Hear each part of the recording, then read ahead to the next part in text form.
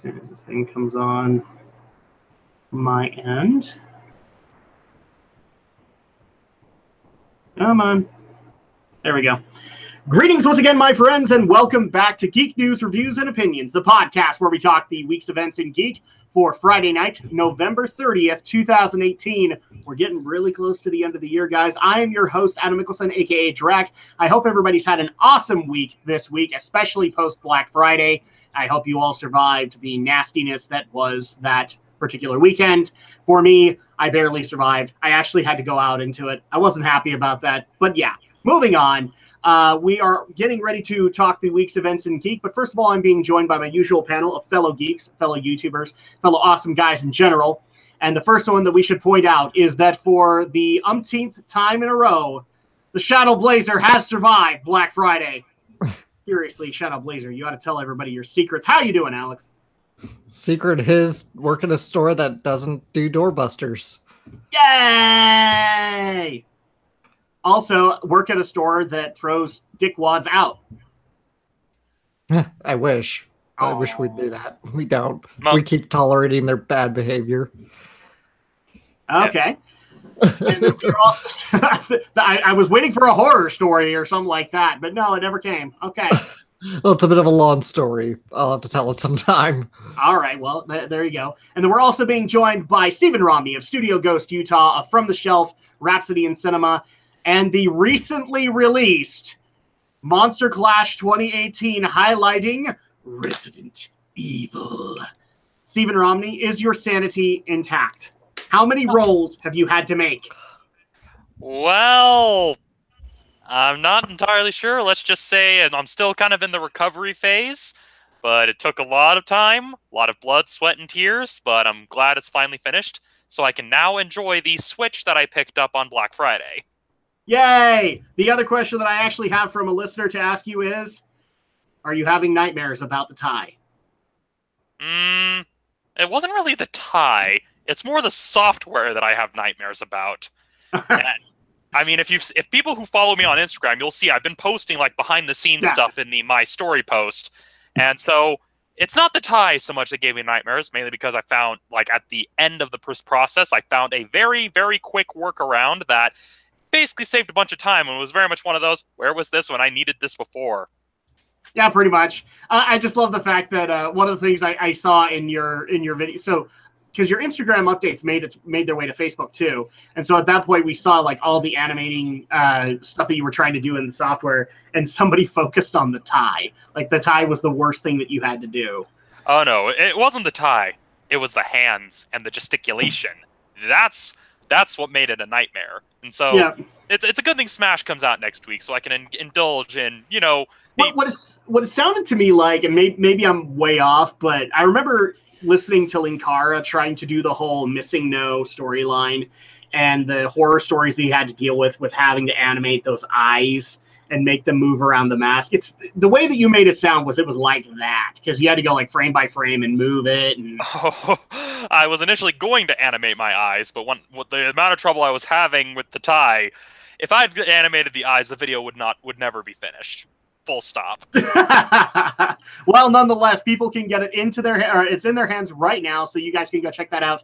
But before then, let's talk about the week's events in Geek and some of the crap that's actually been happening. And we're going to start things off with our top story in the electronics portion of the evening, which is, you know, none of us are Bethesda fans. But unfortunately, we can kind of relate to the situations that are going on. So Fallout 76 has been a thing for the last couple of months. We haven't really covered the early access or the betas or anything like that. I've since talked to a lot of people who got into them, and a lot of the testimony that I heard was this is the buggiest game that Bethesda's put out to date. It doesn't even feel like one of my friends actually pointed out that it doesn't even feel like a Steam Greenlight game. Like the best comparison that he had was Fidget Spinner Simulator feels better and easier to control than Fallout 76, and I already felt like that was a pretty nasty insult. But we're not here to talk about that because, well, that insanity kind of spoke for itself. The most recent stuff that you guys have been bringing to us is surrounding the collector's edition of Fallout 76. which I'm just going to go ahead and be honest with you guys, considering all of the bad publicity that Fallout 76's early access has been getting. Why did anybody have this collector's edition? Why? It was $200. You were paying $200 for a broken game. But nonetheless, let me go. I can already feel Romney having the comment, but let me explain the situation here. So there was a $200 collector's edition that had, it basically was called the Power Armor set, where you would be able to get, kind of like with Halo, you got the authentic Master Chief helmet, you would get an authentic Power Armor helmet with this set, along with a bunch of other goodies, including a canvas duffel bag that would ship with, I believe the entire thing would ship in it. So you would be able to get everything out, or it would basically be a giant goodie bag. You'd be able to get everything out of it and be able to use the canvas duffel bag however you wanted to be able to use it. Well, somewhere down the line, Bethesda decided to make a decision, because the canvas was too expensive to do this for a $200 collector's edition that they're doing out of the goodness of their heart for gamers. So they decided to go with a cheaper material to make the duffel bag, and instead went with like a nylon, and in turn failed to notify any of the pre-order holders of the collector's edition about that. And when people started getting their collector's editions, you can say that they were reasonably perturbed. Especially considering that they knew, like, for $200 that this was a really awesome pack, and they got basically given a craptastic nylon duffel bag instead of the canvas one that they wanted. Which a lot of people, for some reason, I'll never understand this concept, bought the collector's edition simply based off of the initial photo that was put up on their website for it. And so you'd think that it would get bad from there. It got worse. And it got worse in the fact that some people were actually asking about it and saying, you know, I got this nylon duffel bag instead of the canvas one. And Bethesda just kind of nonchalantly pointed out, oh yeah, we couldn't afford the canvas. We had to go with nylon instead. That's our bad. Sorry about that. And didn't ever really give an adequate explanation for that. And then were strangely surprised when refund requests started flooding their servers. So much so that the next day, they decided to exploit a tiny loophole and say that, no, we can't refund your game because you downloaded it. And when you download the files via the Bethesda launcher, or however you were getting it, then you already forfeit your option for a refund. Can you understand now why this game never released on Steam? Because they would have to adhere to the refund policy of Steam on this one. And it would be in their disadvantage. And things just kept on escalating, so much so that, in addition, you now have a DC law firm offering to investigate Bethesda on the horrible refund practices that they have issued with Fallout 76. So with that being said, let's get into the insanity that is the Fallout 76 Collector's Edition. This is a mess. The game was already a mess, and then you effed up the Collector's Edition, Bethesda. I just have to wonder, did EA like create a parasite that is now worming its way through other game companies? Because this is a very good question. Alex, second opinion. I just say everybody learned from EA's own bad behavior and said, hey, we can do that too, because fans will still pay us money to do stuff. Because that's what fans do. Valid opinion.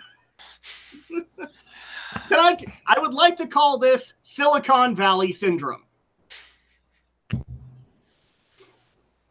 Seriously, guys. The only thing that I have to... Well, we'll continue on, Romney, and then I'll get into my opinion, because I'm going to kind of blow this off of not just Bethesda.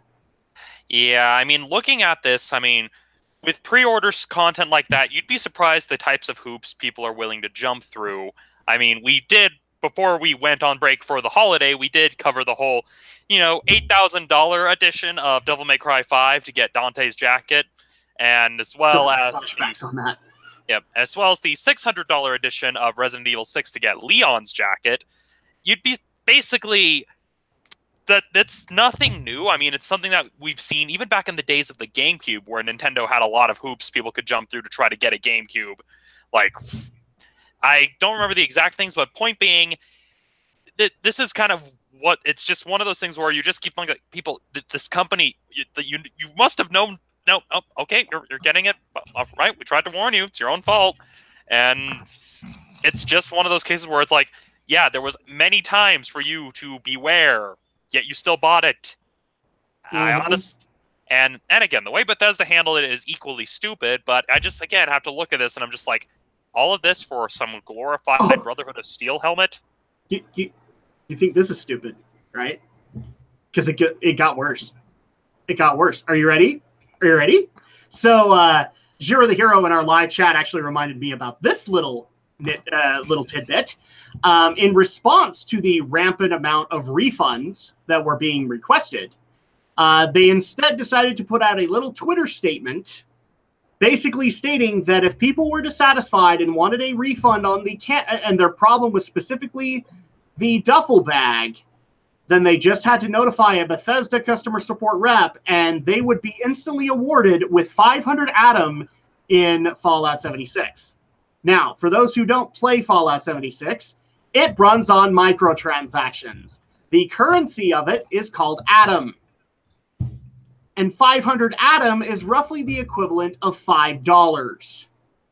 Now, it's been a while since I've bought any kind of luggage, but I'm just going to go ahead and say just off the top of my head, a canvas duffel bag is probably in the $35, $40 range. So you're missing $35 there, Bethesda. Yeah, no, not even that, because in the article, the real kicker is it's not even enough currency to get the in-game canvas bag.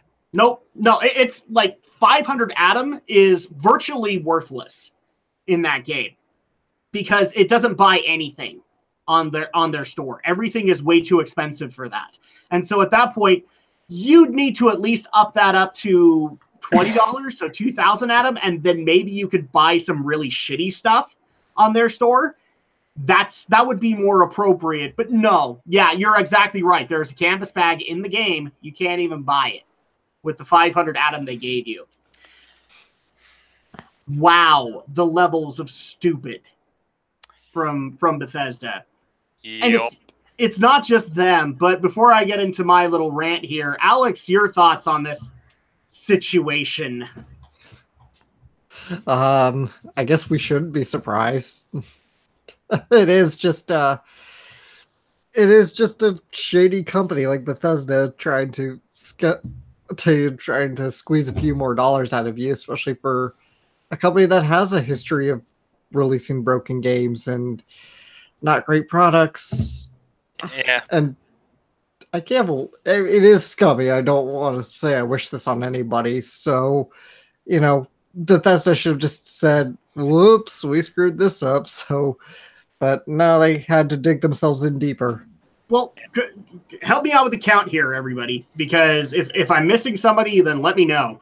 But all the major U.S. or North America AAA entities, EA, Activision, Bethesda, Ubisoft. Am I missing any? Well, I wouldn't really count Ubisoft since they're technically based in France and Canada. France and Canada. That's why I said North America. Okay. So at that point, like, Ubisoft can technically count. All of them have had, pardon my French, I'm probably going to have to edit this, tremendous fuck-ups this entire year. Okay? EA's had at least one or two. Activision just barely had Diablo Immortal. We now have Bethesda with Fallout 76. Not to mention their EA conference, which after talking to a bunch of people, I could see as a Bethesda fan why you had problems with that conference. And Ubisoft basically criticizing their viewership or their Perhaps their audience, their audience for updates that they are making to their games in order to cater to markets they hadn't catered to before. Gee, all of you have had tremendous F-ups this entire year, and yet it's our fault? Yeah. Something tells me you guys need to stop sitting together at the same coffee house. Again, someone must have spiked the coffee and said coffee house. Again, I'm sure EA probably... Yes, they spiked it with pure stupid. Yep, I'm guessing and this may just be because of the Resident Evil stuff I've been working on, but EA had a little vial of the Plagas, put it in the coffee, gave it to all the other companies. Was it the Plagas, or was it the Ouroboros? Or actually, was it the C virus? Because that was 6, right? Honestly, who knows? Maybe it's a completely new strain that they call the Origin virus. That too. That absolutely too. Okay, so I'm not a Bethesda fan, but I can already tell you guys if I was, I wouldn't be now. Because the bottom line is, this is mistreatment of customers on a huge level of dumbass. Not Dumas, dumbass. I cannot believe the level of stupidity that has been involved here. You put out a statement going, oh, yeah, sorry about that, without notifying anybody who bought your $200 collector's edition. You didn't feel that you had to notify people. You didn't feel like you had to notify people that you couldn't make that work, or that you might have to up the price to be able to properly afford it. You didn't think that was a thing you should do. Yeah, that's the problem when people try to think about the short-term gain instead of, long-term. And then you sit there dumbfounded like a toddler who's waiting for their bottle and go, why are people wanting a refund? I don't understand. Why are people wanting a refund? Because they're not getting what they were promised. Yeah, they probably thought that the Brotherhood of Steel helmet would basically be the bucket on everyone's heads as Bethesda tries to sneak by. Again, for those of you who don't get the reference, I'm speaking as a former Elder Scrolls fan, so I am the Bethesda fan, the former Bethesda fan on this panel. So, well, here's the thing that dumbfounds me about all of this. Okay, this still blows my mind. I went to my local GameStop. There are still people pre-ordering Elder Scrolls 6. Why?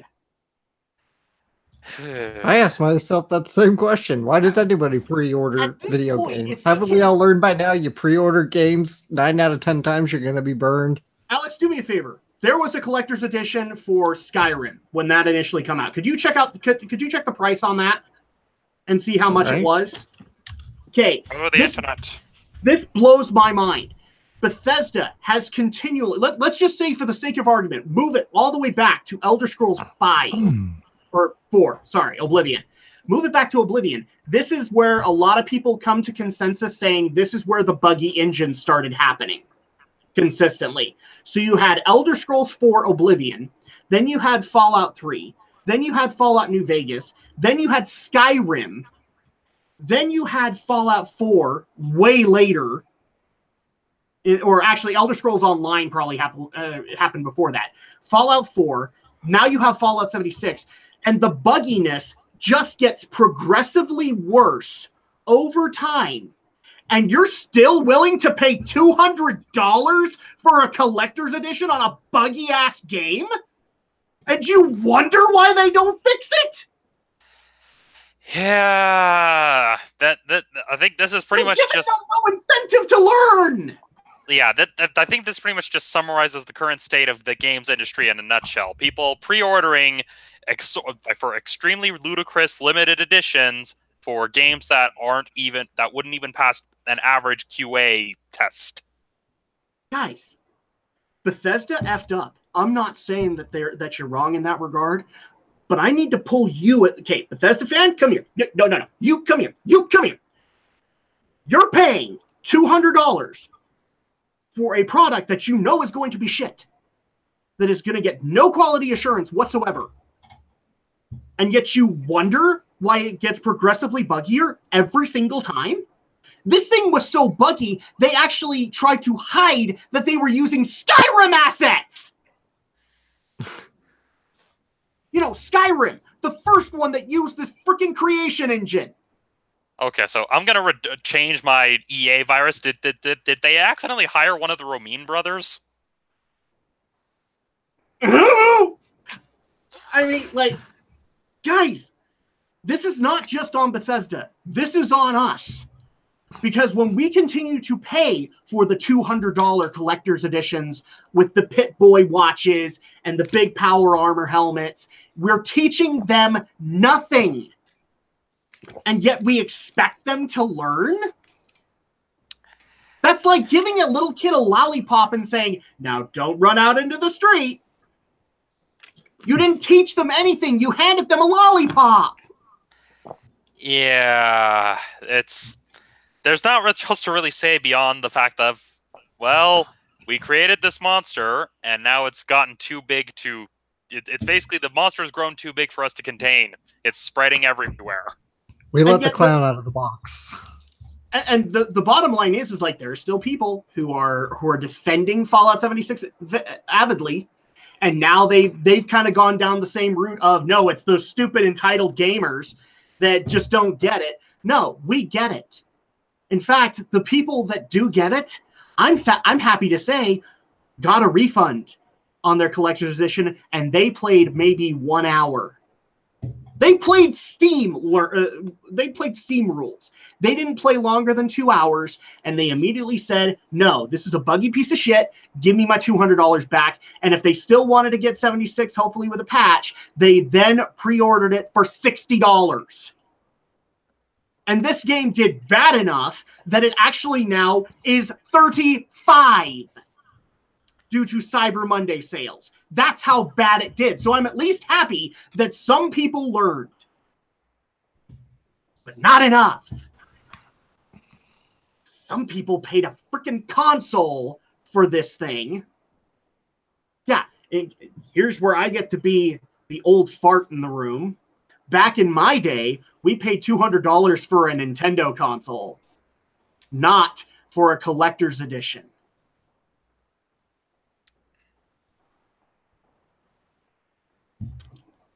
That's on you too. Bethesda effed up. That's on you too.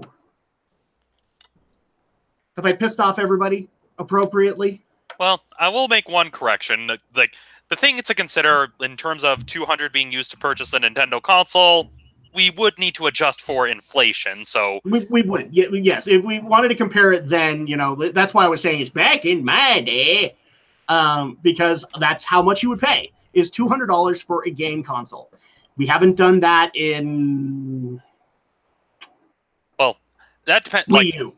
Yeah, like Wii U, and even then, that depends on whether you're buying. Usually, if it's that price, it's usually used.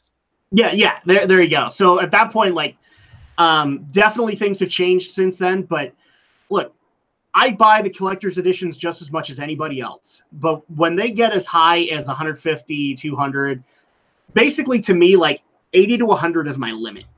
And I have to really love that franchise to get a collector's edition. Okay. I've already said it on the podcast numerous times. I have major regrets that I didn't get that big statue for the Horizon Zero Dawn collector's edition.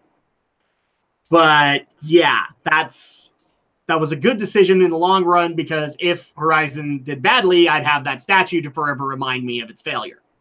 Okay. Yeah, that's how I feel about my copy of J-Stars. I have the fancy booklet they gave you sitting on my shelf, reminding me that I paid $50 for a game that then went on sale for $4 on the PlayStation Network. Yeah. So, and that's the other thing too that I'm actually very happy about in a lot of these AAA F-ups is this year, unlike last year, a lot of their featured games like Fallout 76, Battlefield 5, Call of Duty Black Ops 4, I think also went on sale, and they went on sale big. Bigger than they probably should have in previous years. And so at that point, I think people are starting to get it, but they're not getting it enough, people. There shouldn't be pre-orders on these things anymore. Stop supporting the failing AAA companies. And before Alex jumps down my throat, you're getting an announcement on that. I know you are. Wasn't going to say anything. You know what the announcement is. They don't know yet. Well, yeah, and again, I guess this is kind of where the companies are starting to get to the point, and this may incredibly date this episode, but they're starting to think that they're too big to fail. Where have we heard that before? Yeah. Well, I have a feeling I'm probably going to be vlogging on this, but AAA continues to learn nothing from the controversies that have plagued them this entire year. Even Blizzard, a company that I love, is not learning from the fiasco that was Diablo Immortal. Okay? And a lot of that is Activision. I'm thoroughly convinced now, given all the evidence that I've been presented, it's Activision making that call, not Blizzard. And they're not learning. EA certainly hasn't learned from Battlefront 2. Or Mass Effect 3 or Andromeda. Yeah, because all you have to do is look at the implementation of Battlefield 5 and you see the problem right then and there.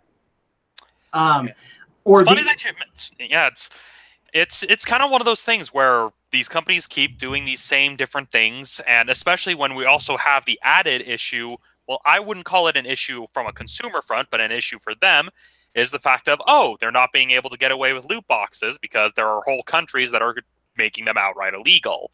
And with companies like EA vowing to fight tooth and nail, we just barely got the announcement this week that now the FTC is officially looking into loot boxes.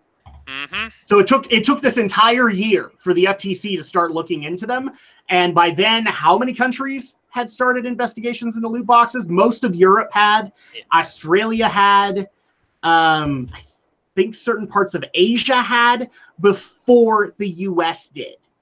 I think even Canada did it before us. Well, to be fair, there have been some individual states here that have been starting their own pushback on loot boxes. I mean, but people wanted federal intervention. I was happy that the states happened, but a lot of people were begging for FTC intervention. To be honest, I'm surprised Utah hasn't jumped in on that list. But then again, the main reason is probably because we have a giant big EA office in downtown Salt Lake City, and they would probably raise a stink. Yeah, but I have thoughts on that too. I'll tell you guys before we move on to the next story, because we have a bunch of other stuff to get into, some good, some bad. But people might remember last year when I made the statement very clear when it came to Battlefront 2. If you do not support the microtransactions and the efforts that EA is requiring you to do that, then you simply don't buy it during the release window. Now I'm kind of amending that, because I really just don't think these guys are going to learn unless you don't support them entirely. Because they're still looking at their month to 2 month and then putting out those penitent statements, hoping that they can win their fan bases back. And no, this is one of those times where I might have officially changed my opinion on the matter to just don't wait until the profit window is there. Don't get it at all, because they're not learning. They all just sit there at the same coffee shop and just sip their tea or sip their coffee or whatever, sip their stupid, and just try to figure out ways to outdo the level of stupid and piss off gamers. Well, I guess the better example is... They don't deserve your money. Yeah, the better example is that game companies are like strippers. They don't actually like you. They just want your money. Yeah. and I mean, the biggest example that I can give to you guys, aside from this F up from Bethesda, is apparently the microtransactions in FIFA 18 have been pretty absurd. Can you guys imagine the level of reconsideration that they'd actually have to do if all of the FIFA fans just stopped buying? Just stopped. Like FIFA 19, they hyped the crap out of that. It's got a whole new engine and nobody buys it. Can you think of a clearer enough message to be sent to EA? Because forget Anthem, forget Dragon Age, forget Mass Effect. FIFA is going to be the one that sends the message, because that's the one that keeps EA in business. Yeah. Problem is, I doubt that'll happen because, well, and this may be me resorting to stereotype here, but when you consider the kind of people that routinely buy a lot of these sports games from EA, they don't tend to be the most informed consumers of video games, because they tend to look down on gamers. Yeah, they tend to look down on gamers, and even if they don't, they are more focused on their sport that they love to follow and are buying. That prompts them to buy the game. Yeah. I mean, Well, they also buy it in the hopes of being able to go to one of the Madden tournaments and be able to show off their awesome skills. Yeah, or even just playing as their favorite team, or sometimes even doing it for Let's Plays, which has been a new trend as well. Particularly John Green of the Vlogbrothers did a few Let's Plays where first he played as one, I think it was the Swiss football team, I don't know which one, and then after that, he then decided to start playing as AFC Wimbledon because that's actually a soccer team that is sponsored by the Nerdfighter community from Swindon Town. And so it's kind of one of those things where, yeah, the crossover between hardcore gamer and people who play sports games, they're not even close to each other on the Venn diagram, and that's the problem. Yeah, so, and I think our live chat also just pointed this out. Like, this is the perfect example of, if you want to pre-order your games, that's fine, but pre-order them bare minimum, because these collector's editions are getting out of hand. And frankly, for every one company that wants to do something really nice for their fan base, there are 3 ready to exploit you. Okay? And the bottom line is like, for every one, like, I'm just going to say, like, a passionate indie dev that's trying to do something really cool for a collector's edition, there are AAA companies that are looking to exploit you and do $120 season passes that have absolutely nothing in them, $200 collector's editions where one item has been replaced with another. We need to stop doing the extravagant pre-orders, guys. Otherwise, nothing's changing. Yeah, this is when we just need that video clip. I believe it's Filthy Frank, where it's, I don't know if it's him, but it's like he's carrying the giant clock and he just says, "It's time to stop." It's time to stop. Yes. Yeah, we really need to do that. In fact, Editor Drag, make sure to find that. But final thoughts on this before we move on. I think we pretty much hit the nail on the head. This is getting ridiculous. Yeah, although it's funny that we are talking about the AAA industry, since that goes right into our next story. I know, right? It's almost like we have a segue. So we have another article that was put out by WCCF Tech, where the original God of War creator, David Jaffe, recently was in an interview and slammed AAA games pretty hard for repetitiveness, and roughly says that because of that repetitiveness, everything's going to be boring in the next 4 years. Let me go ahead and get the actual quotes for you guys. But yeah, David Jaffe, the original creator of God of War, pointed out also on Twitter, a lot of these statements did come from Twitter too. Let's see, where's the official quote on it? Crap. I had it and then I lost it, but oh, here we go. So, see, in 3 to 4 years, my view will be most gamers' views. Back in the 90s, game devs were getting sick of 2D mascot platformers years before the audience was. So basically what he's saying here is games like Uncharted, games like Tomb Raider are eventually going to get so boring for game devs to design in them that they're going to become boring and repetitive, and nobody's going to want them anymore. But the game devs will want to be done with them way before the audience is. So that's one of the perspectives that he's actually offering there. And I mean, he's not entirely wrong on that. Things have gotten, look, I love Uncharted. I love Tomb Raider. I love a lot of and in a lot of cases, I don't consider them AAA simply because the budgets on those things are not as big as, say, the latest Call of Duty, the latest Battlefield, or anything like that. They're actually considerably smaller, and they deliver. The bottom line is like, with the smaller budgets, they deliver. But yeah, eventually, they're basically telling the exact same story over and over again, and eventually that is going to get old. And it's going to get way too repetitive, and we're all going to be begging for something new. And I would actually dare say, compared to the attention span of current day gamers, because here's the bottom line, like the reason that Call of Duty does a yearly model is because they have the demand for it. Their fan base literally does not have the attention span to wait longer than 6 months to a year to get a new Call of Duty in their hands. So at that point, look at that compared to other fan bases where they're not willing to wait longer than 3 or 4 years for a new Tomb Raider, for a new Uncharted game, for a new Gears of War. And that's just going to get smaller and smaller as people get more and more bored from the repetitiveness.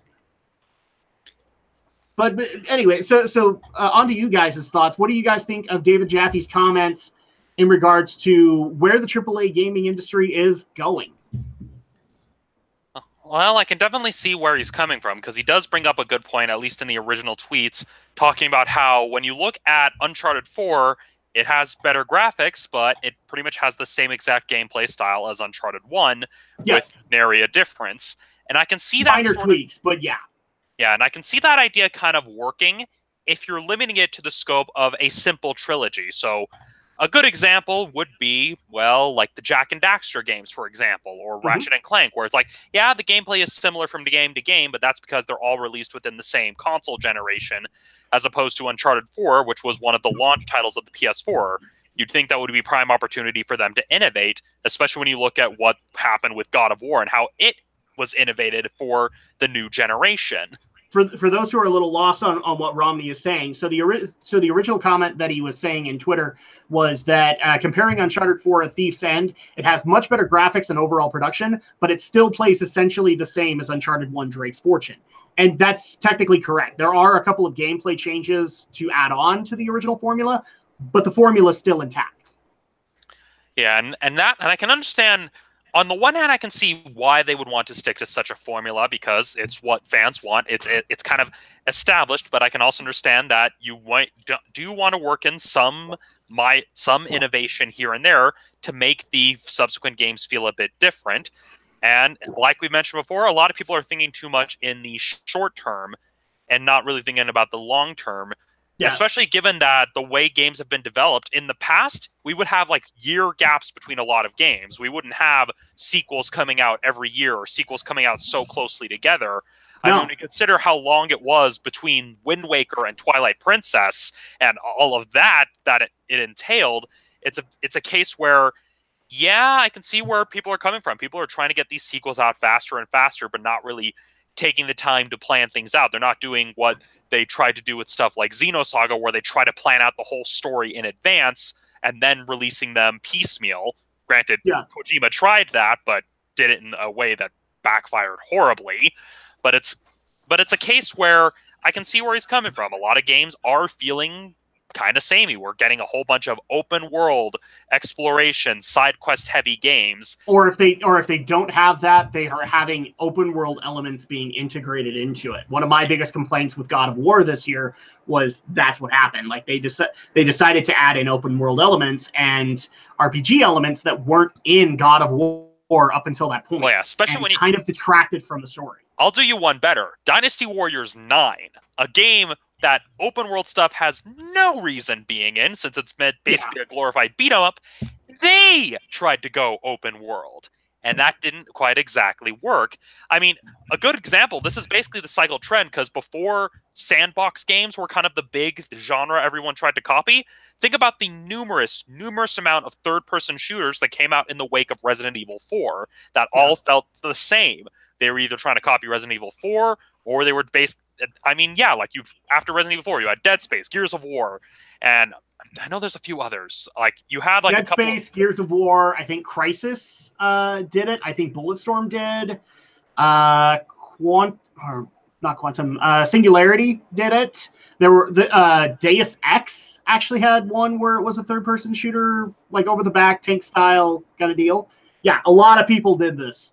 Yeah, and it's honestly, it's very much he's right on the nose there. It's like, yeah, people are going to get sick of it because, well, this is the same sort of thing. Back in the 90s, you had mascot platformers and fighting games being the major ones. People got sick of that, so then we got 3D first-person shooters being kind of the major thing with stuff like Quake. And then after that, we had third-person shooters. And now the main genre that is everywhere, that everyone's trying to do now, is open-world sandbox games. Now, some do it incredibly well, but others basically try to force elements into genres where they do not need to exist. Alex is going to smack me for saying this, but one of the people that did try to implement more sandbox elements, The Legend of Zelda. Yeah, but that's also because the original was very much like that. It's only the sequels that became more streamlined and much more dungeon crawling kind of esque. Well, yeah, and to be fair, that's the thing. But I'm being honest about that because, and I would disagree with you in this regard because one of the things that the original Zelda developers didn't necessarily put into consideration was the map. They only built on the map when they had to, kind of thing. This one, like with Red Dead Redemption, with Grand Theft Auto, the emphasis was put on how big the map is. And so at that point, like, they had to keep outdoing themselves. I've even seen some Nintendo devs admit that they had to add on to some of those areas because then they started hearing about how big the other games that were coming out maps were. So basically what we've got is their equivalent of George Lucas complaining about Titanic being successful. Well, you had a better example because my example was going to be the gaming dev equivalent of my dick is bigger than yours. Because that's basically what was happening there. I'm not knocking Zelda Breath of the Wild. It's probably one of the few open world games that I would actually say, yay, that, you know, it's at least got something in that world, as opposed to, say, Grand Theft Auto or Red Dead Redemption, where there are still open spots where nothing's happening. Yeah, and I mean, there are some games that do the genre justice. I mean, another recent example of a game that does the open world exploration well would be Spider-Man, because there it at least makes sense of, okay, well, if there's nothing happening, well, it's kind of because you already had taken care of the crimes in the area, but even then, they still generate new crimes for you to bust. They do, and I like the fact that it's not random, but it's time-based within that area. So, like, if you don't have a mission that you're trying to get to, like, all you have to do is wait, I think it was what did the devs say, like roughly 10 minutes, and then you'd have a new crime going on at that given moment. If not in the area that you were in, the neighboring area would have it. Yep, and then you also have games like Saints Row 4, which they basically just straight up make fun of the whole concept entirely, where they're just and again, so the genre itself isn't evil, it's just we have too many companies trying to copy it without understanding the fundamentals. It's the same reason why you had so many fighting game knockoffs. You had so many Mortal Kombat clones trying to bank on gore. You had so many Street Fighter clones trying to bank on some sort of appeal with the characters. And and then even with the 3D fighters, it's very much a case of you have people trying to copy the current popular games that do things well without actually taking the time to break down the mechanics and understand why the game does it so well. Yeah. And that's, again, like you said, that's what leads to open world elements being added into action-adventure games like God of War, as well as being added into, again, the fact that Koei Tecmo put open world elements into frickin' Dynasty Warriors tells you something. Yep. Alex, your opinion on this, but I do want to kind of re-emphasize something. I think you actually are on the right track here. What David Jaffe is basically trying to explain is what Zelda fans went through from A Link to the Past all the way up to Skyward Sword. Because eventually that formula got so repetitive that it started to bore Zelda fans overall, Skyward Sword being the worst example of it. Just in the gameplay department, like, its story is still good, but its gameplay department is the worst that formula can provide. So I think you're absolutely on the right with that. But the other problem that I see here is like that is so to get to that point, we had years of other games following to that formula, and now that gap is getting less and less and less and less. Yeah. But yeah, your take on this. I think he's onto something. I don't think it's necessarily in the right camp to always pick on sequels, because I do expect a lot of sequels to follow a bit of a formula. Granted, it is good when sequels do try to something to innovate. You know, you gotta strike the balance. You gotta find a way to be innovative, but you also want to be comforting and familiar. Yeah. But this is how I felt a lot of the industry has been for so long. Every game just feels so samey to me. They all look the same. They all play the same. They all sound the same. They all just, everything, unless you're like Nintendo, but even Nintendo could be a little guilty of this. Just a lot of these big games, just they all look and feel the same to me. Well, would you agree with Romney that like there are some companies that are just trying to shoehorn in new elements just because they're popular at the time? Oh yeah, definitely. It's just it feels like there's always going to be trend chasers, and it's never a good idea to just trend chase because it never works out. especially if you haven't given enough thought to how that actually is supposed to work and whether or not it actually works within the framework of your game. Because that can be another thing. Like, you brought up Dynasty Warriors. What would have happened if the open world elements just broke the game entirely? Yeah, for some reason, I'm just suddenly imagining, what if someone decided to try to put open world elements into a visual novel? Like, that just wouldn't work. No, But it wouldn't. it's not going to stop a developer from trying, because I know now that I've said it, someone's going to try to do it. No, like the closest thing that might have done that, but that's a bit of a nah. You know what? They didn't really even do it. I was going to bring up Detective Pikachu, but I don't like, because that's in the visual novel kind of direction. I would akin Detective Pikachu to like Ace Attorney games, and how it's supposed to flow. So at that point, you could say that, but no, there really isn't an open world element to that game. Like, a better example would be, imagine if they decided to put like a random arbitrary side quests in the middle of an Ace Attorney game. That would be the weirder thing. Like arbitrary, like basically along with the murder cases, you had to solve like all the larceny cases that came your way. Yep. And not even that, like, imagine if you suddenly had to like stop the middle of the game for a pizza delivery side quest. Yeah, pretty much. And you know what? With given my FA, you know we'd be doing that, but with burgers or We ramen. stole my guy's pizzas. Yeah, exactly. Yeah, it would be burgers in the US version, ramen in the Japanese version.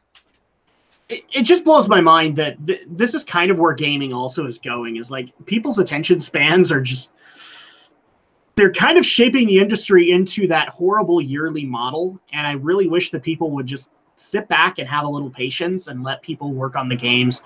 Because the bottom line is that, and I've said this to who knows how many people, I especially love doing this to people who are younger than me, and not like, I think I'm the oldest on this podcast, but like Romney, or not like Romney or Alex, who are close to me. I'm talking to like going to my nieces and saying like, yeah, I waited 14 years for the next Kingdom Hearts. I waited 10 years for the next Final Fantasy game.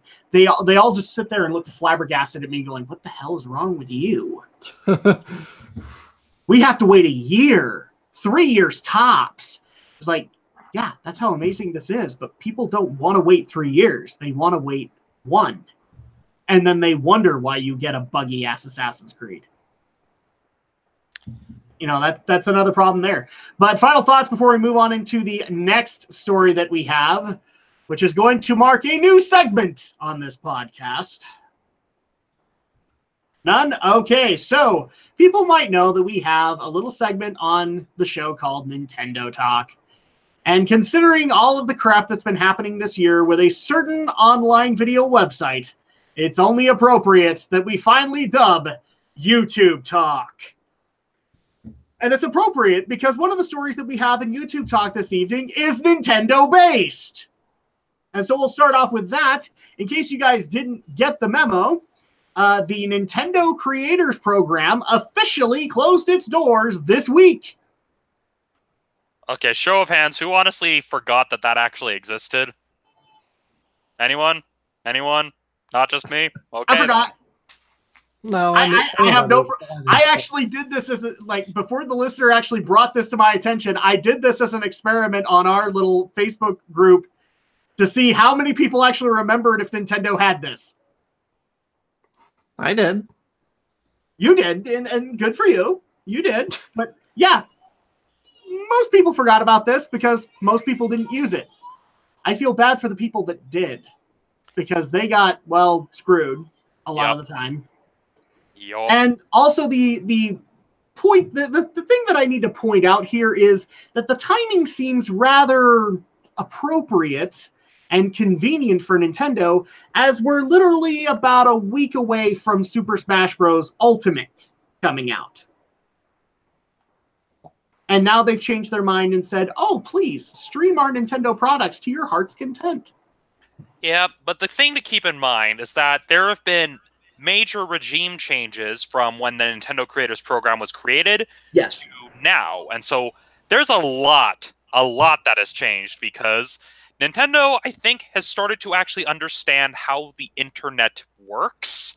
I mean, considering, because to kind of give context, because we first covered this Nintendo Creators Program back at Radio SLCC. That is how old this is, which is probably why I forgot about it. That was actually one of the first things, like when we back when we did news stories on Draken Shadow, Alex. Wasn't this the first thing that we covered? Was the Nintendo's creator program? I'm sure we did. Yeah. Yeah, and what has happened since then? Well, the CEO who was acting at the time has since passed away, and then the replacement CEO has recently, as of a few months ago, stepped down. So there's been a lot of shakeups at Nintendo to the point where they're actually starting to seem more and more like a sensible video game company, especially when you consider some of the crap that Sony's been doing with their localization efforts. And so this is Nintendo more or less realizing, hey, we get it now. What we were doing kind of, backfired. So you know what? This game's coming out anyway. What's the point? Nobody used this. Just go ahead, stream it, do our advertising for us. We'll save the money. What's the sad reality, though, is people were using it. People did try to parlay with Nintendo and try to make it work. And I actually found a couple of videos when this thing got announced of people saying, yeah, like I've got to quit the Nintendo Creators Program because they keep on changing their rules. They keep on changing the games that I can cover. And I'm sorry, guys. Like, that's pretty much how the videos go. I'm sorry, guys. I can't cover Nintendo stuff under the Creators Program anymore. And this is why. And so there were people that worked under this program that tried to work with Nintendo. And now Nintendo's thankfully learning and saying, no, we want to be able to work with these content creators who literally do free advertising for us. Yep. And I mean, especially when you consider that back when the Creators Program was created, the idea of Nintendo doing smartphone games was unheard of. Yeah. Like, that never even crossed their mind. And so there's a lot has changed with the overall culture at Nintendo. Well, and also them doing original properties was unheard of. A lot of people just speculated if Nintendo entered the mobile market, they'd emulate their biggest titles and bring them over. Yep, which they more or less did, but then we also got original content like Dragalia Lost. Mm-hmm. And then on top of that, and this was something I learned about recently, considering that games that would normally be censored by Nintendo are released on the Switch uncensored. Like the prime example would be SNK Heroines All-Star Tag Team. It's very much that was a game that everyone thought, oh, Nintendo's going to censor this. And Nintendo's just like, no, we're not going to censor it. And again, this never would have happened back in 2015. That game would never have been released on a Nintendo console in 2015. And so, yeah, I think it's very much we're now getting more sensible people into positions of power in Nintendo who are actually now have a better understanding of how online video works. And they realize, hey, we can use this to our advantage without shackling a bunch of people. I agree. And I think this is a good decision on Nintendo's part.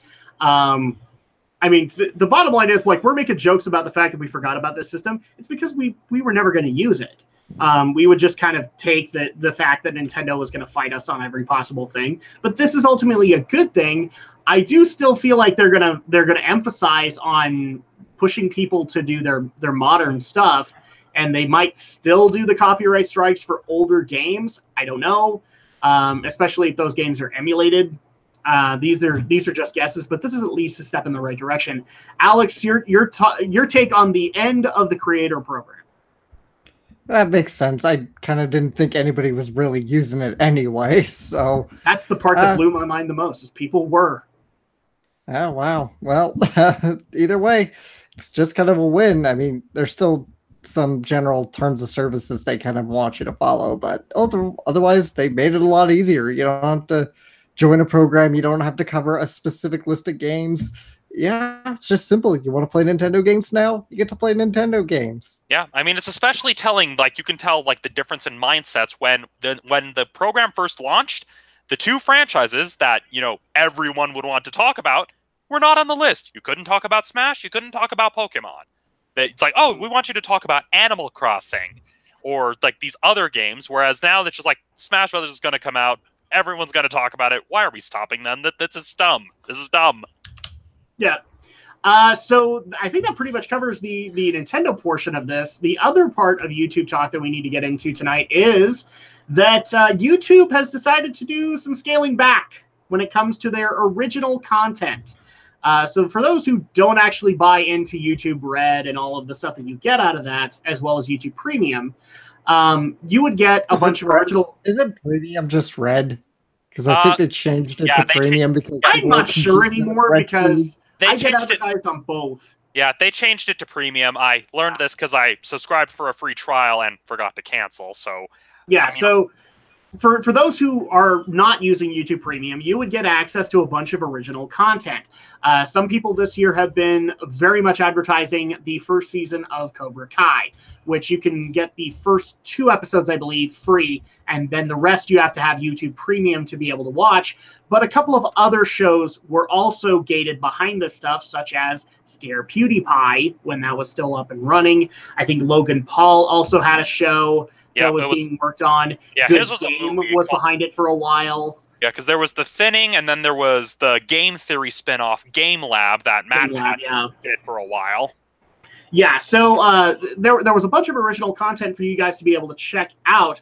But starting in 2020, as part of a serious budget reduction, they're not going to drop original content entirely, but they will not be spending as much money on the major products anymore and focusing more towards making a lot of those originals available for free, probably under a subscription. That's my guess, but basically making them available so people can watch them as long as they are part of the premium service. Just making it streaming so you don't have to worry about payments or anything like that.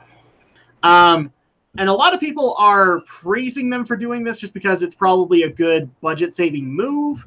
But then a lot of other people are also pissed at this because their favorite content creator who had original content, it's looking like they're probably not going to be coming back with another season of Logan Paul's show. And if Logan Paul still had a show after the whole incident, I'd be surprised. Well, thing is, he did. Well, I put that in the feed. Did he really? Pay attention. Yeah. Freaking really? Oh my gosh. I put that in our news feed. Yeah. Okay. And so that's kind of how it is. But honestly, looking at the current landscape with multiple streaming services and so much content, I can see why YouTube would be wanting to take a step back, because producing original shows is expensive. Yes. I mean, especially like we've got so many franchise shows on Netflix alone. Let me add on to that. It's expensive, especially when you're not bringing any revenue in to support it. Mm-hmm. Yeah, because I mean, out of all the shows, they thought, okay, well, we'll sponsor these creator-focused shows. That didn't work. So they thought, okay, let's sponsor a sequel to something, which Cobra Kai, although was pretty successful, still wasn't bringing in the numbers. Successful enough that it's getting a second season. Successful enough, but not enough to get people to sign on to the service permanently. Nope. You basically would have people sign up for the trial, binge watch the season, and then cancel the subscription, which was my intention, but stuff happened. And but then you also have a lot of competition. You've got Netflix, Hulu, Amazon, CBS All Access, and then you also have the behemoth Verve brokering deals with Rooster Teeth and Mondo Media and a lot of these other online content creators, that it's very much a case where YouTube realizes, hey, we're fighting a war on too many fronts. We cannot compete, so we have to retreat and regroup. Yeah, and part of me is also wondering if a lot of these decisions are also being made in light of recent circumstances with with Google basically putting pressure on them. I've already heard talk that like Google's already putting a little bit more pressure on YouTube to actually produce, to actually get some kind of a profit dividend going into the company, and it isn't. A lot of people think that they are. They are not. They're not. They're not earning.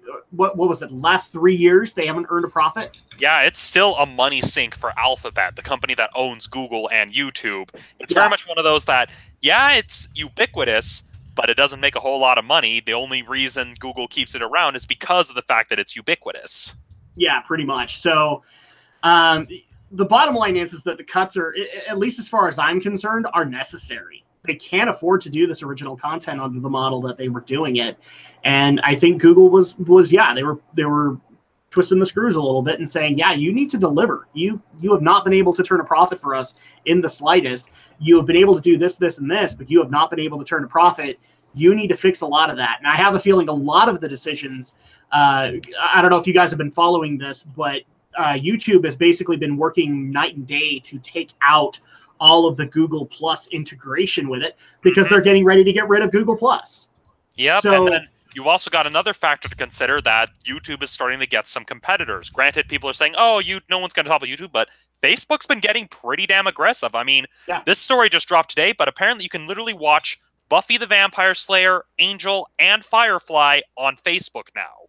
And this isn't like, oh, it's a pirate exchange. Like, no, they got the actual licenses. You can literally watch these shows. This is what YouTube used to do. Is they actually would have like this is at least the way that I understood their premium service worked before all this, was that they actually did let you watch movies and anime and all that stuff to contend with Hulu and Netflix, and that was the premium service. Like, you could go watch all that stuff and you didn't have to pay for it, but then they changed it so that they could do all this original content.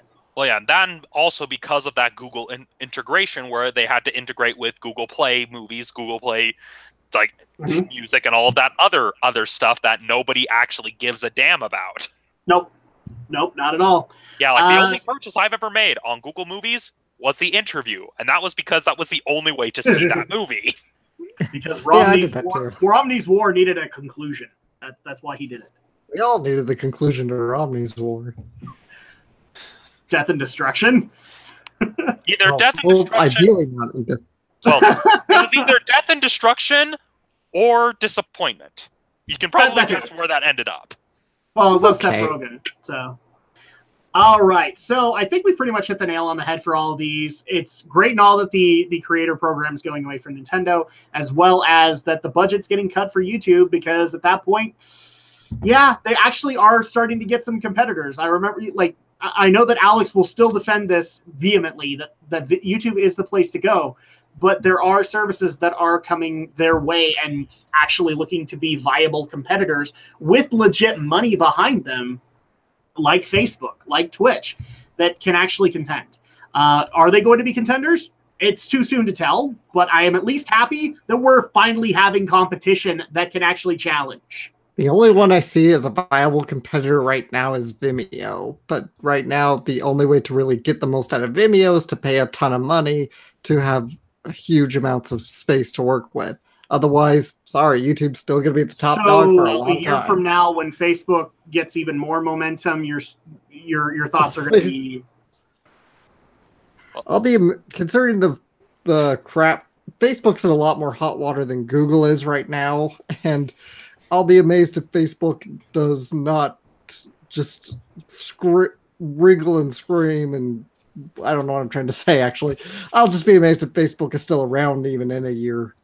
Okay. Facebook is a lot more of under a microscope. You heard of scrutiny than YouTube is right now. To eat his shirt. To be fair, though, it's probably because of the fact that they're under that scrutiny, which is why they're actually trying to make an effort to do things better. It's a case of, well, the whole world's watching us anyway. So.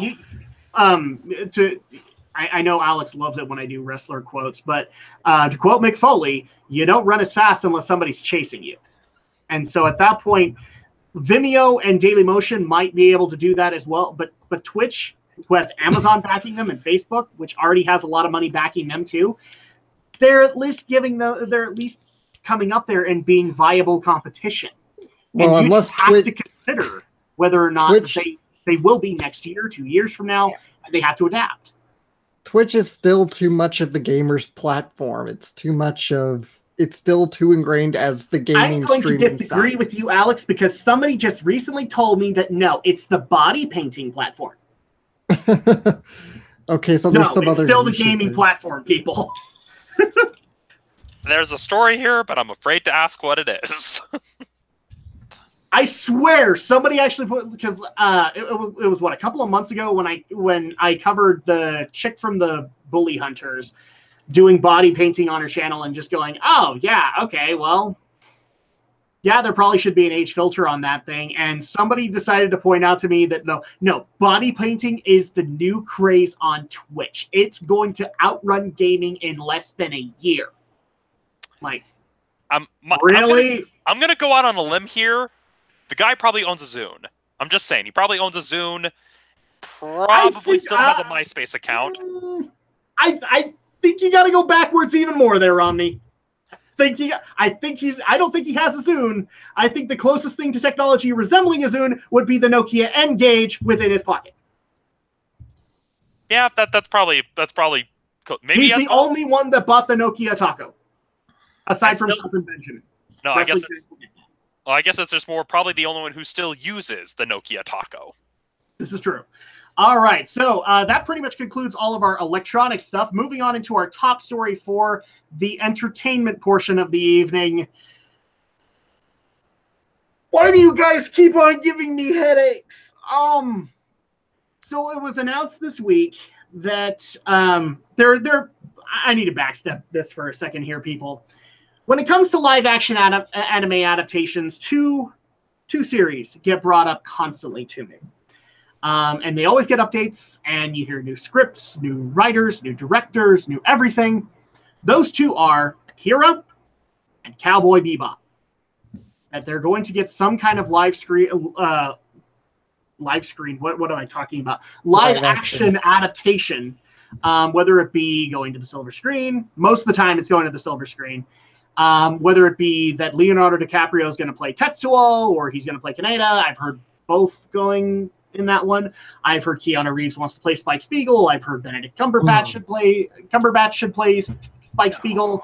I've heard everything under the sun and literally had written it all off because nobody can make live action anime adaptations work. Goes to the show, being my example. Well, apparently I'm officially wrong, as Cowboy Bebop has been announced on Netflix.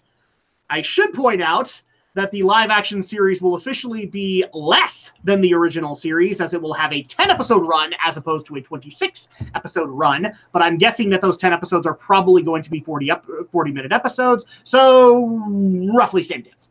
So you're going to get a 10-episode live-action series based on Cowboy Bebop from Netflix. From what I understand, Shinichiro Watanabe is going to be serving as a consultant on it. He is not directing or writing or anything like that. He is consulting on it to keep people... consultant in major air quotes. Let's put that. That's how usually these are. The major air quotes. Yeah, because Mamoru... Let's just go ahead and say he'll be consulting as much as Mamoru Oshii consulted on Ghost in the Shell. Which is to say, not really. He'll go do the press tour, and that's about it. He'll visit the set once, that's it. He'll go on tour of the set. Yeah, or it's like, not even that, he'll just look at a live stream of the set. He'll be... I hate to make the tour at Skywalker Ranch joke, but he'll be invited to the security station. And that will be his involvement. He will go to a movie theater and somebody will say, what do you think of the Netflix Cowboy Bebop? And he'll be like, wait, what? And that will be his praise. Here's a better example. He'll get a 1-year free subscription to Netflix. That's it. Lowest possible service, people. Lowest possible service. Yeah, so Cowboy Bebop is officially a thing. Considering the success of Netflix's original content, it's more than likely that this is going to be a deal. This is actually going to be released onto it. And of course, everybody wants to ask my thoughts, your thoughts on Cowboy Bebop on Netflix. And Alex, I'm going to go ahead and go to you first because, well, you're the anime reviewer here. Yeah. Is this a good idea or a bad idea for Netflix? I guess it could be either. I'm not quite sure how Netflix is going to make it work. If the Keanu Reeves movie was going to be too damn expensive to make, how is Netflix going to do it It's just, how are they going to do it? I mean, if Keanu Reeves' version was going to be too expensive, how is Netflix going to rein in on the budgets here? That's the biggest question mark in my mind here. Also, they didn't want to pay $2 million extra for Keanu Reeves saying exactly the same word constantly as opposed to Spike Spiegel. Whoa. Apparently, he charges for whoa. Somebody was just barely telling me that in his contracts now. He charges for the word whoa. Well, I mean, if you're going to be a meme, you got to make money off of that somehow. I guess so. All right. So, I mean, Bebop, like Sword Art Online, it's one of those things that's a little bit idiot-proof. It's kind of easily translatable. It's not too reliant, but I said the same about Ghost in the Shell. Look where that turned out. Uh-huh.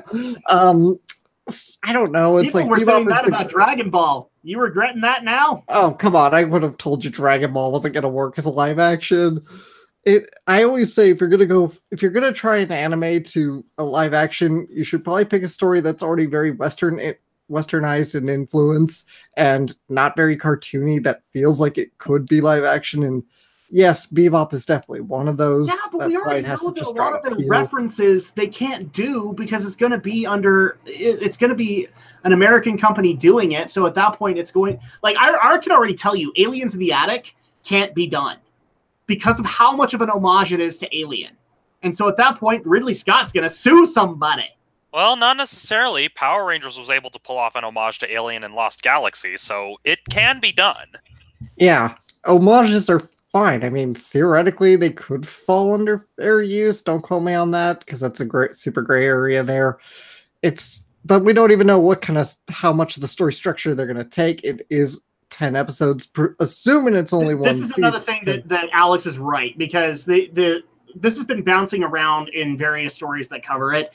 Is one of them is saying that the writing is beat for beat episodes, and then the other one that's going around is that these are going to be 10 original episodes. They're going to basically retell the getting together of the Bebop crew and ultimately them separating.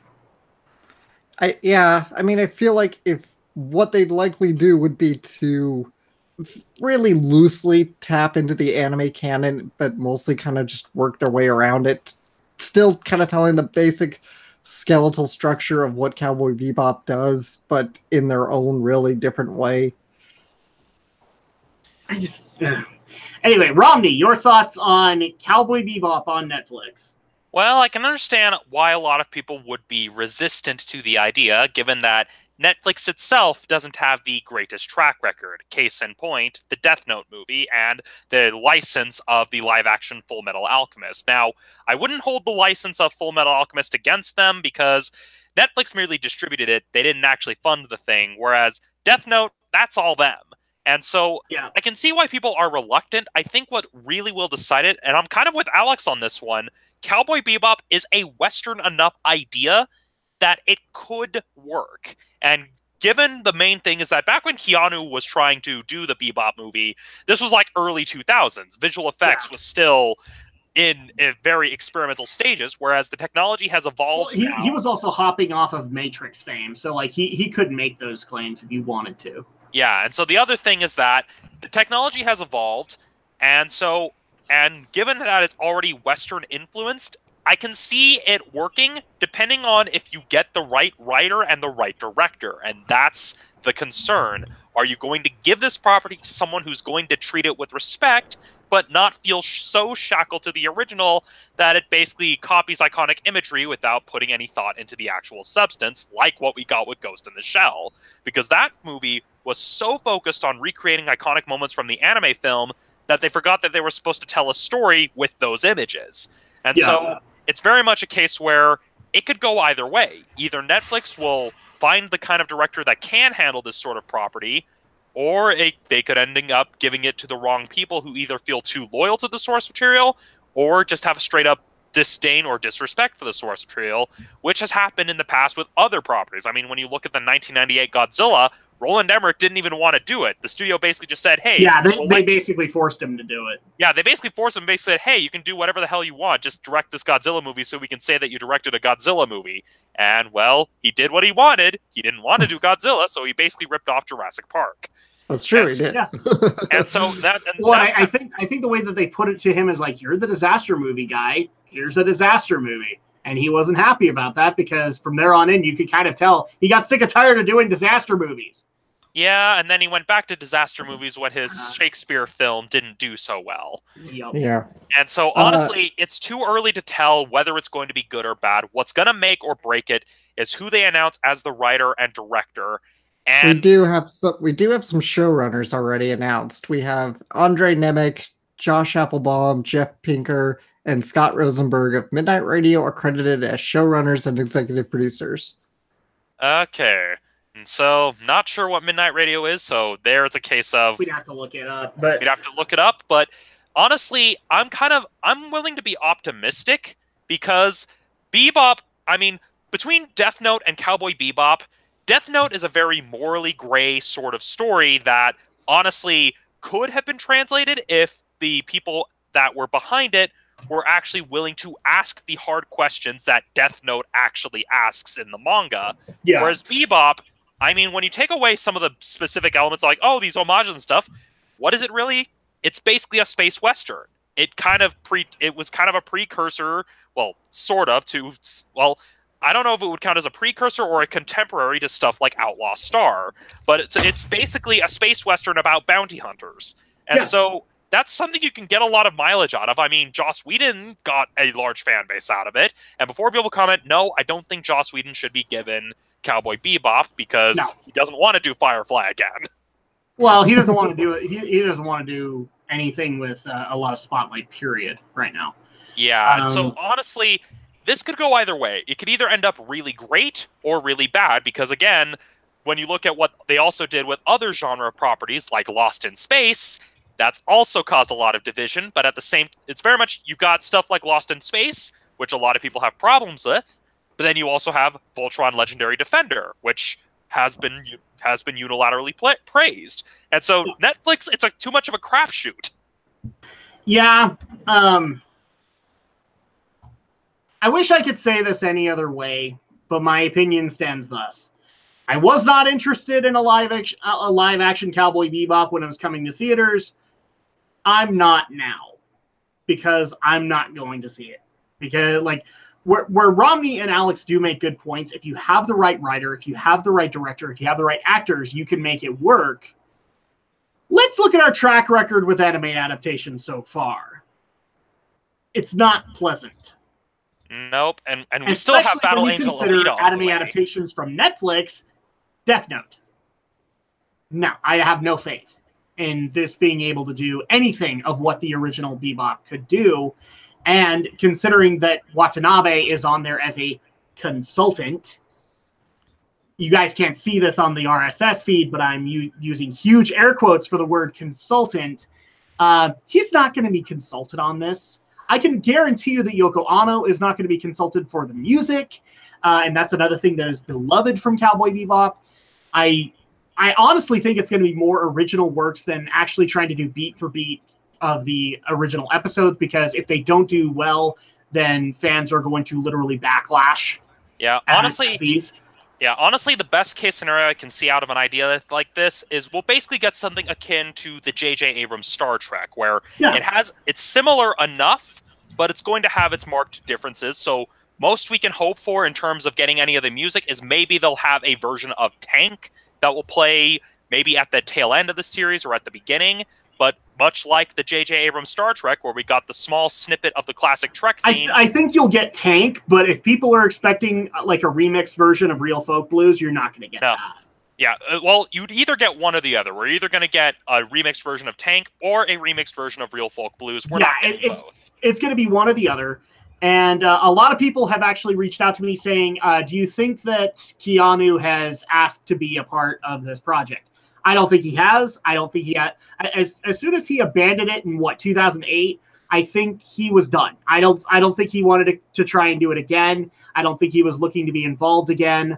Yeah. So I don't think he's coming back to play Spike, guys. Sorry. Yeah. And plus, to be honest, he's kind of aged out of the part as well. I mean, Keanu may be an immortal vampire. He may be an immortal vampire, but he's kind of aged out of the part. I honestly can't. This is the other reason why I'm very much in the opinion of I'm not going to see it, is because I can't even think of people in real life who could play Faye, who could play Spike, who could play Jet, and play them right. Yeah, and the thing that worries me, and it's a problem, you're going from the casting and character perspective. I'm also thinking, how are they going to get someone who knows how to do the action right? Because one important thing about Spike Spiegel, and this is coming from someone who hasn't seen Bebop, but I know this detail because I'm a nerd like this, is that Spike Spiegel, the martial art he uses is Jeet Kune Do. What's going to happen in the wrong hands? It's just going to be, generic random fighting stuff, and he not only uses it, he quotes Bruce Lee. There are actual lines in an episode where he teaches somebody Jeet Kune Do. He quotes Bruce Lee. Okay. Yeah, and problem is, with American filmmaking, it hasn't been doing a good job of action scenes lately, where everything is dark, color-corrected blues, too many cuts. Whereas, when you're looking at Jeet Kune Do, or if you're looking specifically at the way Bruce Lee's movements look on camera, you got to keep the camera out. You got to have clarity. You got to know what the hell you're doing.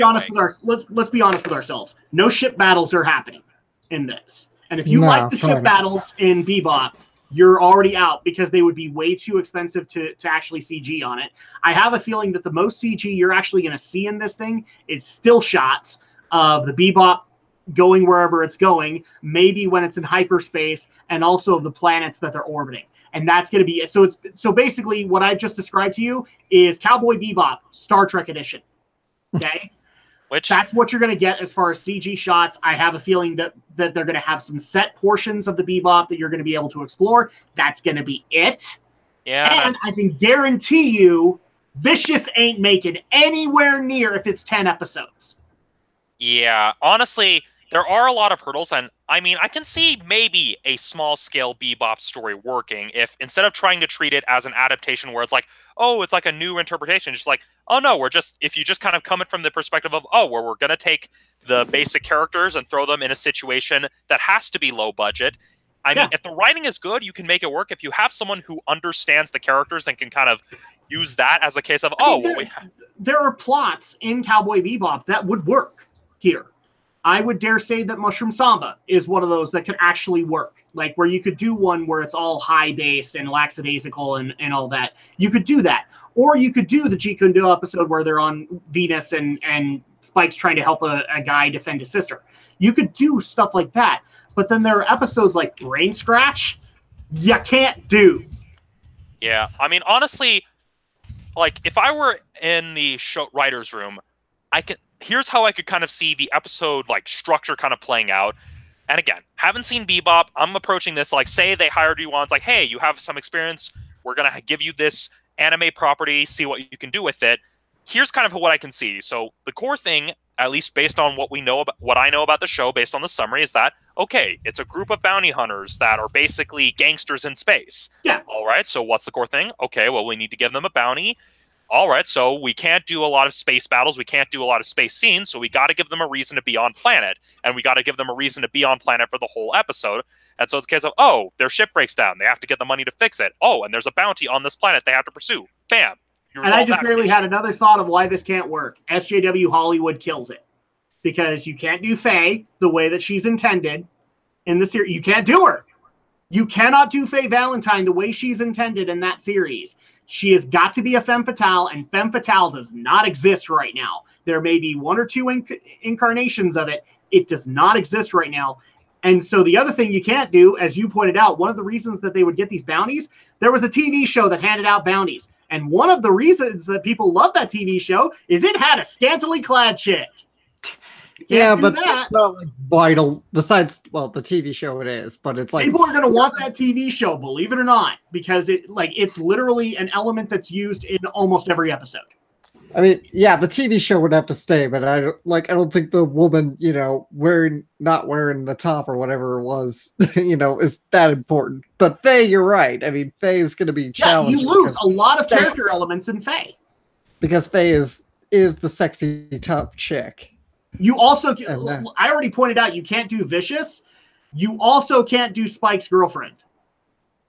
Because she also kind of has a femme fatale-esque feel to her, except she's nicer than Faye. You can do Vicious. You're just going to have to condense the story down a lot more. Or, again, we're assuming that this is one... Because how do you do the bird? And the bird is a trademark of him. Well, and that raises the question, how the heck are they going to do Ein? Ein, I think, would be fairly easy to do just because you could have silly dog moments from that. But it is definitely something you have to consider. He's supposed to be like a super genius dog. How do you do that? How do you do like CGI dog? Some of Jet's stories you can do, but like current day Jet is wow, that's going to be a makeup job. Like if people didn't like the makeup job that Bato eventually ended up being in Ghost in the Shell, Jet's going to be kind of that design too.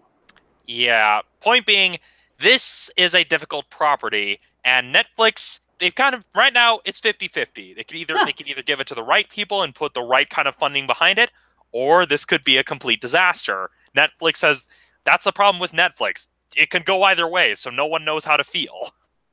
And the reason that I'm going to make the claim that you can't, so you could, let's just go down this road really quick, Alex. You could do Vicious. You could do him. Here's why I'm saying you can't do him. Because you have to be able to assimilate, you have to be able to show off the red dragons in their fullest form, which would require more CG to do the ships and everything like that. You also have to figure out a way to be able to do the bird, which is a trademark of Vicious. And so what do? You CGify the bird? Well, he just became 80% of the budget because people are going to want Vicious to be in as much of this as possible. He's probably one of the biggest plot threads that people loved that was never truly answered in Cowboy Bebop. As far as I recall, he was barely in the anime at all. He didn't show up till like the last third of it. Yes, and that's why people are going to want that, is because they want, even I, as a Bebop fan, am sitting there going, you got, like, in order to get me more involved, you got to do more Vicious. But then I look at it from the design perspective and going, you can't do Vicious because already you can't do Jupiter Jazz because Jupiter Jazz actually has a full-on ship fight, so you can't do that. I don't even want to imagine the Michael Bay-esque budget that they would have to do for Real Folk Blues as well as Ballad of Fallen Angels, to be able to do all of the sheer carnage that Spike and Vicious can do to each other in a fight. You'd have to blow up windows left and right to be able to make that worthwhile. That's why I'm saying they have to avoid the Vicious storyline because it's just not going to work. And also with 10 episodes, you might as well just kind of set up characters and give more funny stories like with Ed or with Aim. Or maybe even you could probably go into Face Past. That would be tasteful and would probably work on less of a budget. But I can guarantee you. Well, let's be a little up. Vicious is happening in season 2. Yeah, that's what I'm getting into. It's like, so let's be optimistic and assume like this is a 10 episode first season, and which will lead to season 2. So yeah, I could see like all of season 1 being structured around Faye and culminating in her backstory when we learn about where she came from, and that's the end of season 1. Then season 2 starts going into Vicious. I could see a focus on Faye and Jet in that first one, because here's the thing: the makeup job for Jet is going to be nasty, but if you do enough stuff on his past where he doesn't have that, then you could do it, and it would be cheaper to be able to film it. So I think we pretty much hit the nail on the head. Like we're all kind of approaching this cautiously, and not necessarily on board with it. Yeah, all I can say is good luck, Netflix, because you're gonna need it if you're gonna pull this off. Dude, like if you thought that the bar was set for Death Note, the bar just got moved up about 20 pegs for Cowboy Bebop. Maybe you should not have picked Bebop. Maybe you should have gone to something especially like with all your Marvel Bakano. series canceling. Yeah, like maybe. Like, honestly, there are other anime series they could have done, maybe ones that aren't as popular. I mean, one example of an anime series, now granted this has the same problems as Bebop, where CG would be an issue, but it isn't as loaded as Bebop, would be something like The Big O, because The Big O is basically Mecha Batman, and so the idea is, okay, well, it's set, you basically have giant robots in Gotham City. That's something you can work with, and it doesn't have as much of a fan base ready to rip your throat out. For like a minute in most of those episodes, so you don't have to worry too much about a CG budget on that. Yeah, and so that would be an example of one that could work. I mean, there are others that, yeah, they're period pieces, but also could be pulled off. Like, I mean, a more recent example, something like Bakano could probably work, because it's like, oh, hey, you basically make it as a gangster movie, and you can make it work. Granted, I haven't seen Bakano, so that could carry its own fair share of problems, but another anime that could work, something like Le Chevalier d'Eon. That one could also work, because you're basically just making a supernatural period piece. Yeah, there's a lot more actual projects that you could bring in here that would be a lot more feasible budget-wise compared to this. So good luck on this, Netflix, because you're going to need it. Moving on in, unfortunately, moving to the next story, we have a bit of bad news. Unfortunately, the creator of SpongeBob earlier this week finally gave in to ALS and has unfortunately passed away at 57. So creator Steven Hillenburg has passed away from an ALS, how do they actually put it? An ALS complications from ALS. Complications from ALS at 57. He has unfortunately passed away. He was the creator of SpongeBob SquarePants. We've already seen a statement from Nickelodeon, which is he was a beloved friend and longtime creative partner to everyone at Nickelodeon. Our hearts go out to his entire family. I know that the family made a statement just basically saying, we're going to miss him and please be patient with us during this time as we heal. That also did happen. But yeah, so Steven Hillenburg, I actually believe, he began his animation career in 1987.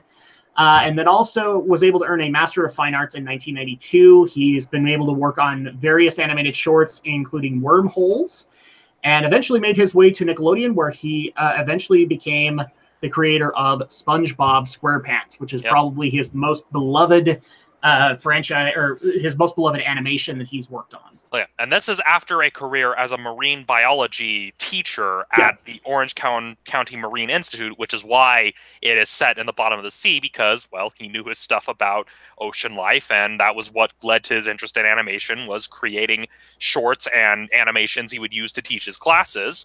And then it worked from there. Wormholes wasn't actually a show. That was a short that he did. That I said short.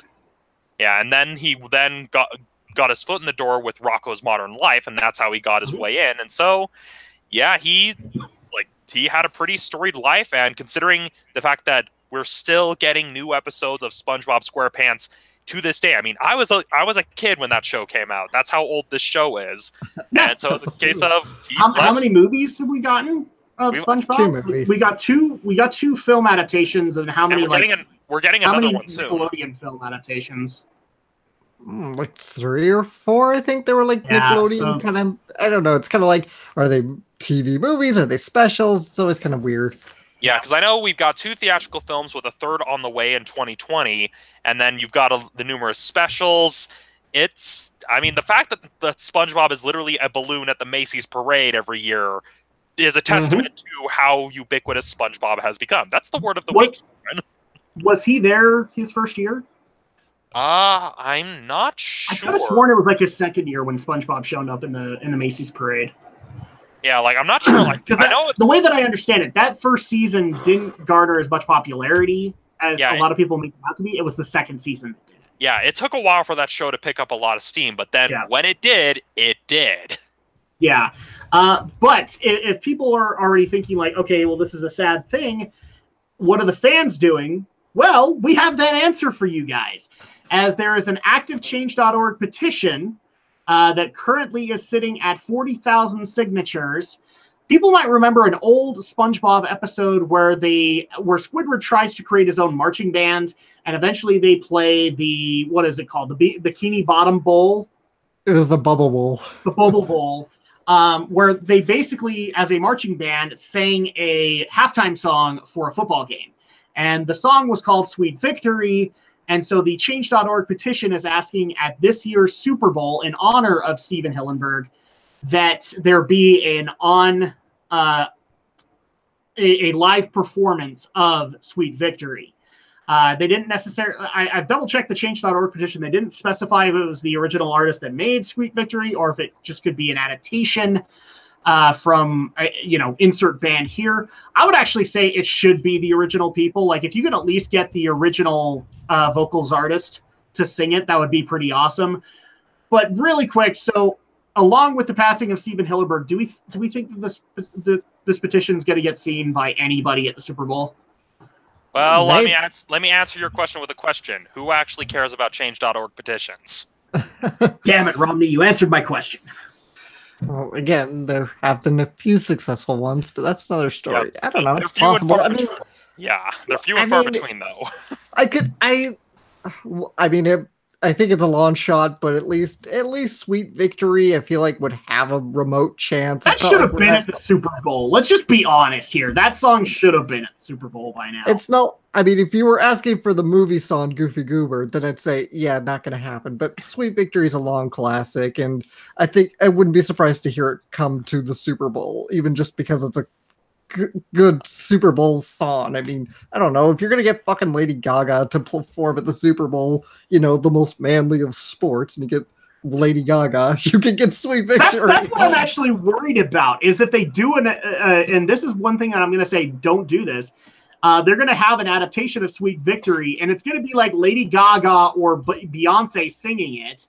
And I'm sorry, guys, but no, if you're going to do this, do it right. And if you're not going to bring out the original vocals artist, then you bring out freaking Metallica or some hard rock band that's going to do it right. Well, here's the thing. To kind of burst the bubble that people kind of need to consider, the Super Bowl is very much an event that isn't as much about the football as people would think. The reason that advertising slots are so expensive and the reason that the halftime show is such a big deal is because, well, that's a lot of eyeballs, and that's a good way to promote your upcoming album. So I don't see it happening at the Super Bowl, but I can see Nickelodeon maybe doing a special halftime performance where it's like, okay, take a break from the Super Bowl, flip over to our channel for this special performance of Sweet Victory on our network. That I can see Nickelodeon doing. Yeah, probably. Because the most that I could see, let's just say for the sake of argument, that the Super Bowl wants to do that. This is how they would do it. They've already had, because the way I understand it, their celebrities for the halftime shows are booked at least a year in advance. So at that point, whomever's there, they would literally reach out to them and say, could you do this? Because we've gotten requests for it. And then at that point, you're going to end up with Justin Timberlake singing Sweet Victory. And that's just not going to work. Well, I mean, Justin Timberlake could make it work, all things considered, because he at least has a sense of humor about himself. That's the difference, is that he's at least got the sense of humor that he probably would at least try and actually embrace it, whereas Justin Bieber, not so much. Yeah, no. I'm going to say no to both, because at that point, if you're going to do this, do it right. Get a hard rock band to actually do it. In fact, it would actually be absolutely hilarious for the band Disturbed to come out and do it, because that dude wrecks his voice. He's like, sweet victory. Yeah, but yeah, like realistically, I can see Nickelodeon doing a halftime special that people can tune into. I don't see, I mean, unless Nickelodeon wants to drop the kind of cash it would take to have it done at the actual Super Bowl, which this would be like the kind of dough they would have to drop that they initially used to fund the last Airbender movie. That's how much they would probably have to drop to convince the NFL to make that sort of change. It ain't cheap. And so if Nickelodeon wants to put that kind of cash, I can see them doing it. But more than likely, they'll probably just do something on their own network or on their website to be like, hey, tune into this during halftime. Yeah, something like that. I could see Nickelodeon pulling that and saying, kids tune, at the bare minimum, kids tune in to our halftime special where we actually do that. And maybe even have like a little homage to Steven Hillenburg while they do it. Yeah, like I can imagine like Tom Kenny as the pirate kind of being the one who like announces it and introduces it or something. Yeah, something of that effect. But yeah, final thoughts on this one. I mean, I've gone on the record as saying I'm not the biggest SpongeBob fan. I do have favorite episodes of it, but nonetheless, this was a guy that worked his ass off throughout all of his career, and I at least can respect that.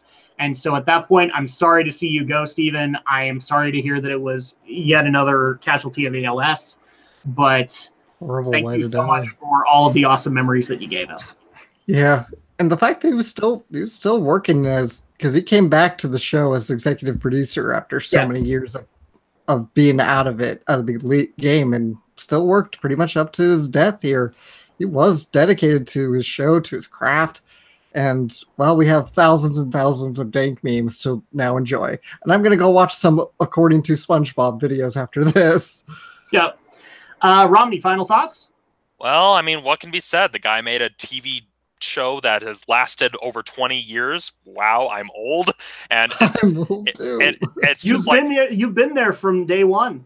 Well, like, I wouldn't say from exactly day one because I didn't have cable, but I was of the right age group. I did watch the show when it would air at the daycare center I would wait at when my mom would still be at work. And so I'm familiar with it. I even remember checking out VHS tapes of SpongeBob. Yeah, that's God, I'm old. But yeah, checking out VHS tapes of SpongeBob SquarePants from the library. Yes, that was the thing. There were actual VHS tapes of SpongeBob episodes. That's how old this show is, people. And so, yeah, it was a part of my childhood. It wasn't the biggest part, but it was. And so it's all I can say is, well, thank you, Stephen, for contributing and making my childhood that much better. And you've left a lasting legacy that probably will continue to live on, because I don't see the show really coming to an end anytime soon. No, not really. I think they're going to continue running with it, but. Also, to answer an earlier question, the SpongeBob Parade balloon actually debuted in 2004.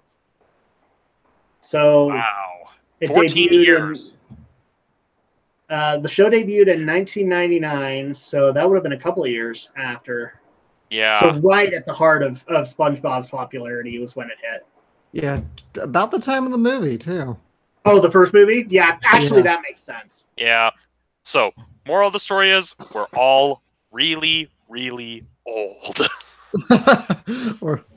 I'm older than all of you, because by the time SpongeBob came out, I was like getting ready to graduate high school. Well, you know, just like SpongeBob, we're adults, but we're kids at heart. Transformers for life. Oh, sorry. So moving on into the final story that we have tonight, and I'm just going to preface this by saying, this is only here because you requested it. And I would have rioted if it wasn't. I honestly believe the Shadow Blazer conspired against me on this one and said, you send this in. Send it in. I want people to talk to him about this so that he has to talk about it. And that is Fruits Basket. Oh, I wish Brenton could be here tonight because he loves the show as much as I do. And he loves the manga too. So to bring people up to speed, alone. Funimation has officially announced, or not Funimation, it wasn't Funimation that broke this. Who was the official one that broke it? It was TV Tokyo that did? No, it was like, I have to go dig up the Funimation broke it in story. America. Yeah, but well, it began as a publication that there was a new, it didn't give exact details, but it was like new animation project Fruits Basket, to put it very literally. But that announcement did get retracted like a day later, but they said, please wait for an official announcement. It was about a week later. Then the full story broke, and then Funimation confirmed it doubly by saying we got the rights already for it. So one thing that I need to point out really quick, because some people actually did ask this question.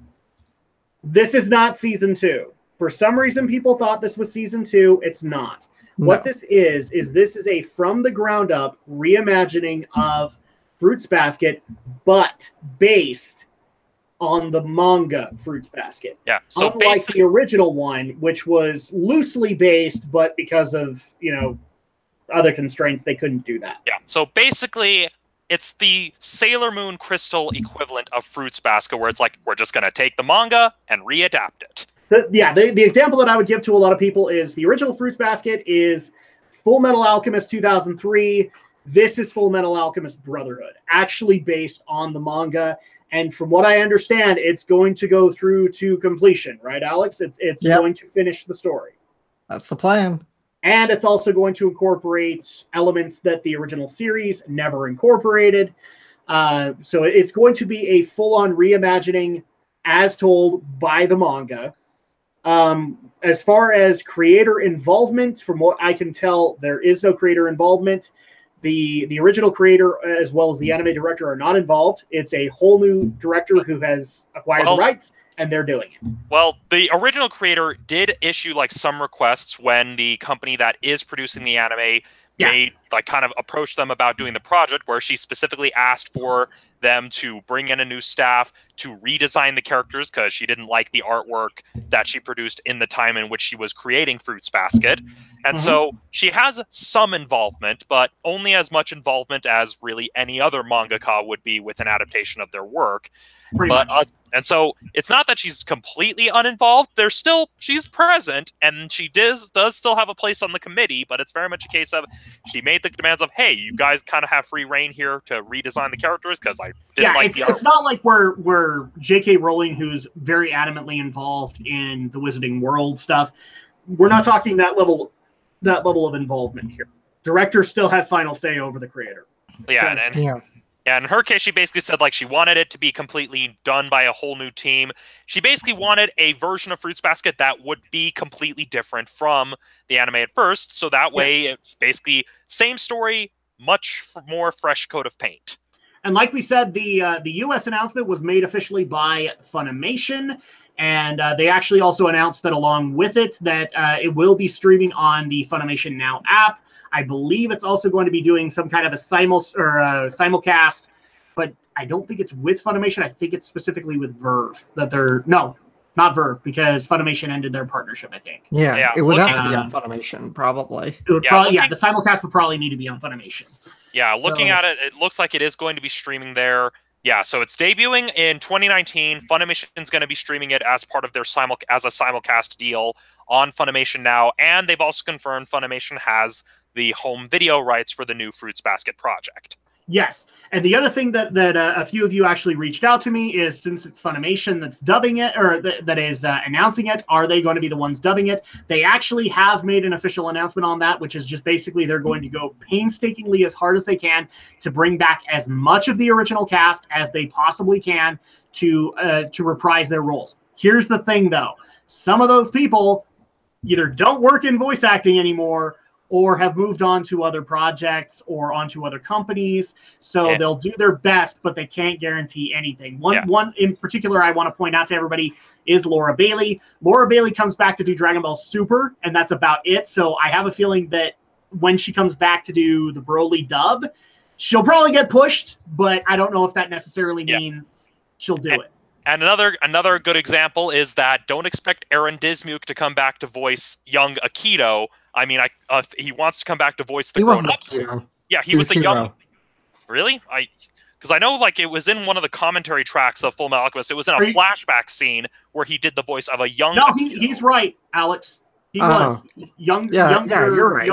The original, not Edward, Alphonse Elric. Yeah.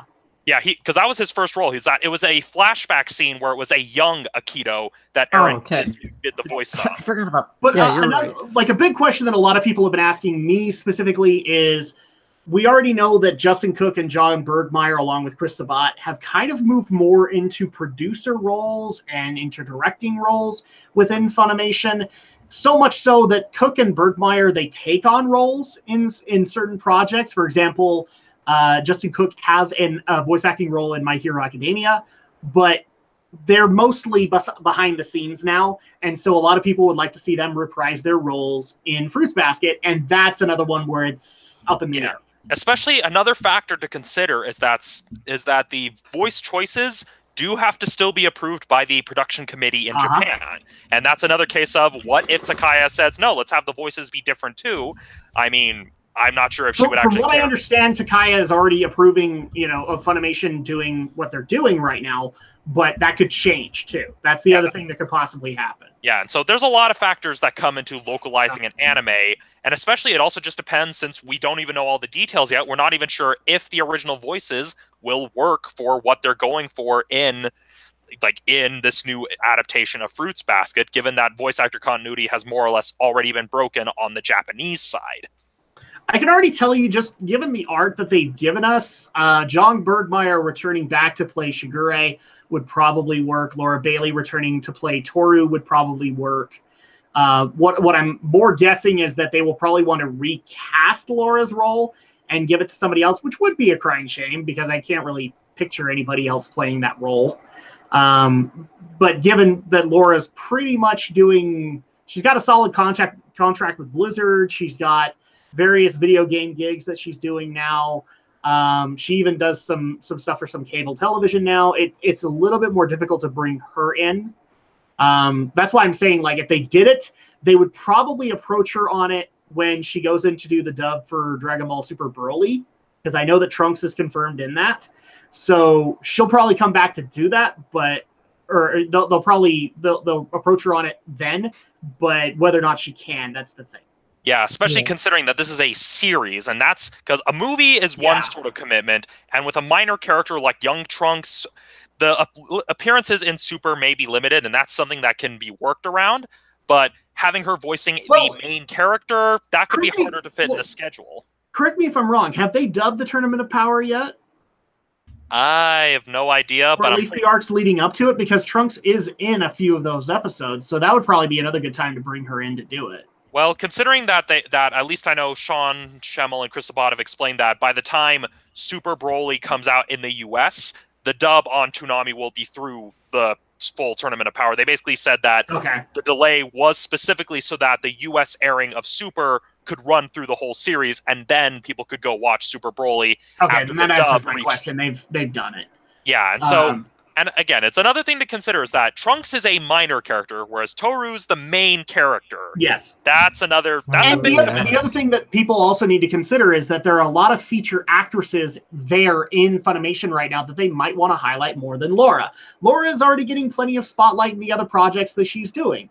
So at that point, it might actually be... I don't know. I'm just throwing out examples here. The actress who plays Ochako Uraraka in My Hero Academia, you could probably do her. You could probably do one of the actresses from Attack on Titan, things like that. You have an actual stable for them to work with to be able to bring in to do Toru now, as opposed to bringing in Laura Bailey, who will probably have other projects. Yeah, and honestly, I think that might just be the best strategy on Funimation side from a logistics standpoint.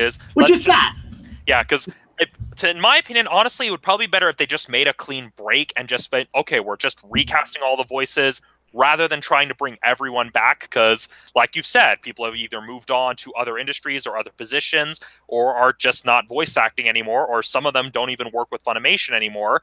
And so it might just be in Funimation's best interest to just be like, we're just going to start from scratch like they're doing in Japan. We're going to start from scratch with a new cast. And I think that'll probably be the easiest way to go about it. Well, I have 50-50 feelings on this, because the way that I actually look at it is, if that particular actor that they're wondering about, if that character didn't have as big a role, they're probably not going to bring that one back. Whereas if they did, then they might try to have that for continuity. So, for example, do I see them bringing back John Bergmeyer to play Shigure? Yeah, probably. Just so that you have that consistency. Do I see them bringing Justin Cook back to play Hatsuharu? No, because Hatsuharu, again, I haven't read the manga, but Hatsuharu, not so much involvement compared to Shigure. So at that point, they might want to recast him and bring somebody else in. Yeah, point being, it's still too early to tell, but it could go either way. It's pretty much a case of it really depends on how hard Funimation wants to work to maintain that voice actor continuity or not. All right, Alex, you get the final thoughts on this one. Are you excited? What's your take on it? I'm very excited. I love the original Fruits Basket. It'll always have that special place in my heart, but it'll be nice to see a fresh take on it, even though I know it's going to be a little more true to the manga. And therefore, hey, we're going to finally get female Akito this time, because it was male in the original anime, because they didn't know that. So I'm very excited. I'm very excited to see this new Fruits Basket anime. I know there's some great bits of story that never made it into the anime because they showed up way later in the manga. Hopefully, there were like, what, 3 Zodiac members that never made it because they were supposed to be introduced in season 2. I think there's a lot more than that, even. Yeah, there was Rooster, Horse, and there's one other that I'm not thinking of that were not introduced. Yeah. Well, anime production's a very interesting thing, where series can be left not finished for a variety of reasons, whether it's due to poor ratings or they caught up to the manga too quickly and couldn't generate enough interest to keep going. And so that's the name of the game. In the case of Fruits Basket, sharp creative differences between everybody. Yeah. Honestly, I think that's probably why Takaya requested a new staff. It's like, hey, let's bring in an entirely new staff so we don't have this happen again, please. Yeah, fair enough. That makes sense. If there is one thing I'm skittish on, it is the fact it's going to TMS, and I don't know. I've not seen a lot of their shows. A lot of the shows I've seen by them have not been that great, but I'll give it a shot. And just to kind of wrap things up because people apparently are mad at my thoughts. I don't know how they would know that because I don't even think the episodes are out yet where I have thoughts on it. But here are my thoughts on Fruits Basket. I'm not worried about it. It doesn't exist yet. When it exists and there's a trailer, I will give my opinion on it. Until then, unlike the gaming community, which can't wait longer than a year, I can wait 14 years for a game. I'm a patient soul. Yeah. Anime trailers always lie. There's two trailers I never trust: anime trailers and gaming trailers. Because that's what I'm saying is like I can wait. Like if this is an official thing, great. I can wait until it comes out. I'm not going to be sitting there going, "Is it time yet? Is it time yet? Is it time yet? Is it time yet? Is it?" No. I have other things I'm excited for. Kingdom Hearts 3 is around the corner. Resident Evil 2 is around the corner. Shenmue 3 is around the corner. Well, not so much with Shenmue 3. You know that reminds me. I don't know if any of you remember this commercial, but I remember when Gold and Silver was coming out, Pokemon Gold and Silver coming out, and I remember these like commercials where the kid was like sitting at the counter playing his Game Boy. He's like, "Is it here yet? No. Is it here yet? No. Is it here yet? Let me check. No." Yeah, that to me, that's gonna be me. That's modern game audience. To me, that's modern gamers because for some reason we can't wait longer than a year. And then we wonder why the games are inferior products. But I, however, have been waiting 5 or 6 years for Final Fantasy games. I'm already trained. I'm ready to go. I mean, I've been waiting roughly 14 years for Fruits Basket 2. Well, I'm not getting Fruits Basket 2, but I'm happy with a new Fruits Basket. Yeah, and again, like the whole like, is it here yet? Is it here yet? That basically summarizes anyone who was waiting for the anime adaptation of JoJo Part 5. I'm just a patient soul. I've already done like these long waiting brackets. One of these times I was really tempted to put this on Twitter just to point out the issue that some people have with the repetitiveness and all that is I have waited this long for this game, this long for this game, this long for this game, this long for this game, this long for this game, because I've done it. So at that point, asking me to do that for an anime series, not that big a stretch. I'm just amazed it's coming as quick as it is. I was really thinking like, oh, we're probably not going to get this till like 2020 at best. No, it's coming next year, and I'm excited. Well, for all we know, it could have maybe have been in the works for a much longer period of time than what we knew about. This could just be an announcement that now that everything's lined up, it's like, okay, we now know that this is actually going to be a thing, so now we can announce it. Take notes, Square Enix. This is how you're supposed to do it. You're supposed to wait until everything is lined up, and then you announce it. That's the thing with anime announcements that I generally like is generally they announce it when it's kind of in the immediate horizon. There are exceptions, of course. I did a video covering anime that slipped into development hell, and there's a few other projects that I know of that still don't have a firm release yet, like a Shirobako movie, which is like sometime in 2020 maybe. But, 4.0. 4.0. Oh, sorry, I had a really bad cough there for a second. Yep, that's entertainment media in a nutshell, though. Things get in development, they either get stuck in development hell, get canceled. This is the comparison that I have. I'll be waiting as vehemently for Fruits Basket as I am for Eva 4.0. Just to say, I'm not really waiting. I'm sitting back and doing everything else, and then I'll go, oh, okay, it's here. Well, I've had enough waiting. The waiting game's over. All right. Well, that's the way that goes. And that actually is all. But I'm mad now. Sorry, I just want to throw in a Simpsons quote. What was that?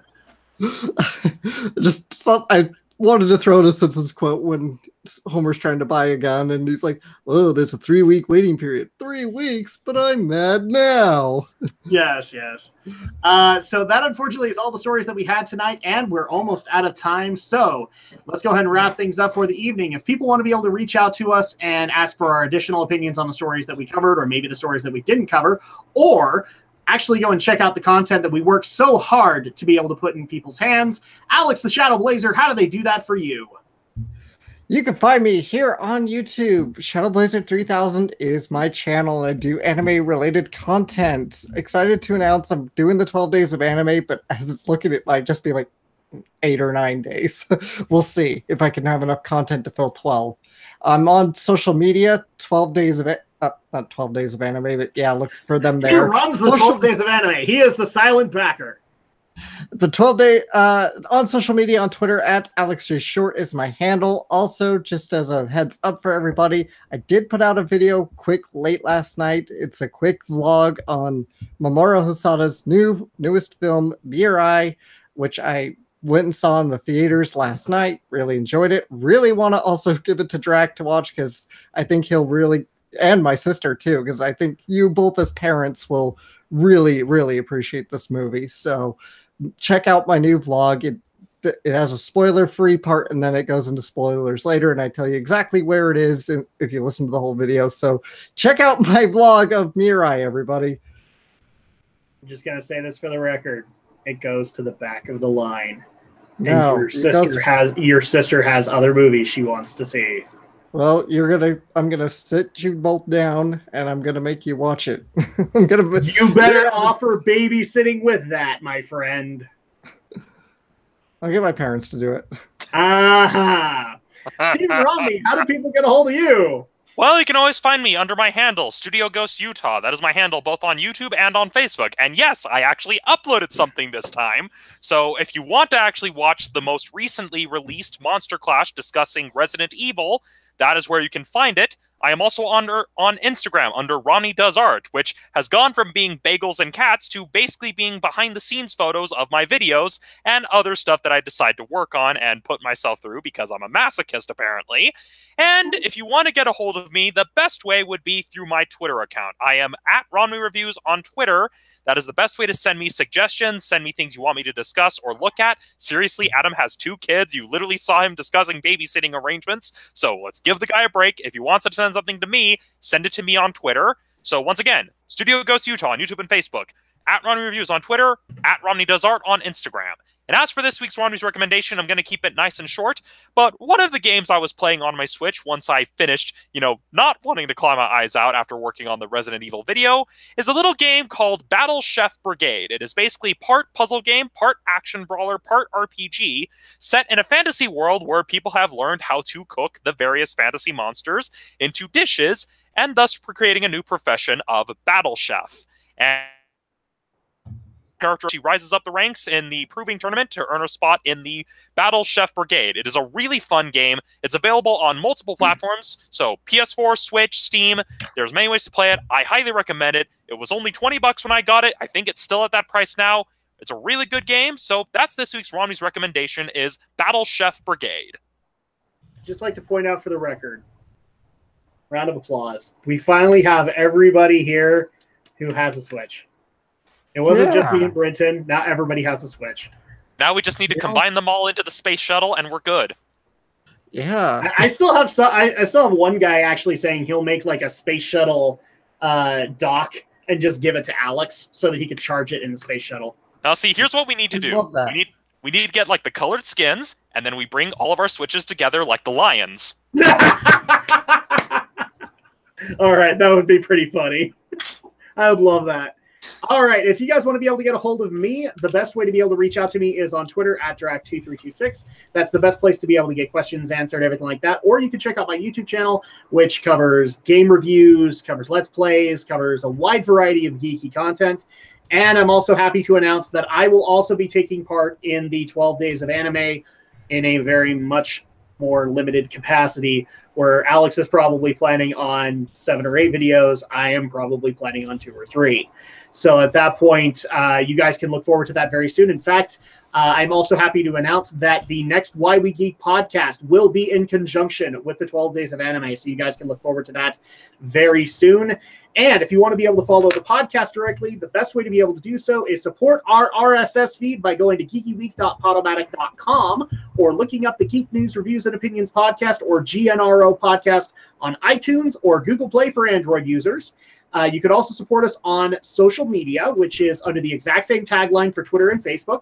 Look for Geeky NRO, and you'll be able to get up-to-the-minute information when we're going live, the stuff we'll be talking about, the stories that may not even make the cut, all that fun stuff you guys can look forward to there. And then also, if you want to be able to submit stories to the podcast as well as submit feedback, you can do so at geekyweek@gmail.com. And that's going to go ahead and do it for us this evening. Thank you guys so much for watching. Thank you guys so much for your continued love, support, and patience with the podcast. We really do appreciate it, especially as we're getting really close to the holiday season. I am also, unfortunately, just going to go ahead and do a quick update. So this is actually going to be the last of 3 podcasts for this year. So this week, next week, and December 14th will be our last podcast of 2018. And I actually have a little bit of a treat announced there. We're actually going to be doing kind of a live Q&A session for that last episode. So you guys can submit your questions to Drac2326 on Twitter or GeekyNRO at Twitter to be able to get your questions answered. And please send in the serious stuff, guys. We don't necessarily need the sumo contests anymore. We already know Alex will kick all of our butts. I still need to happen. I still dispute that. I'm the only one on the panel who actually has martial arts training, so I'd put up at least a bit of a fight. I just love the fact that the consensus among the audience is Alex. Alex is the perfect sumo wrestler. And that's going to go ahead and do it for us. So thank you guys so much for watching, and we will be back, obviously, for next week for more, even more Geek News, Reviews, and Opinions. So for me, for Alex, and for Omni, we'll see you guys next time.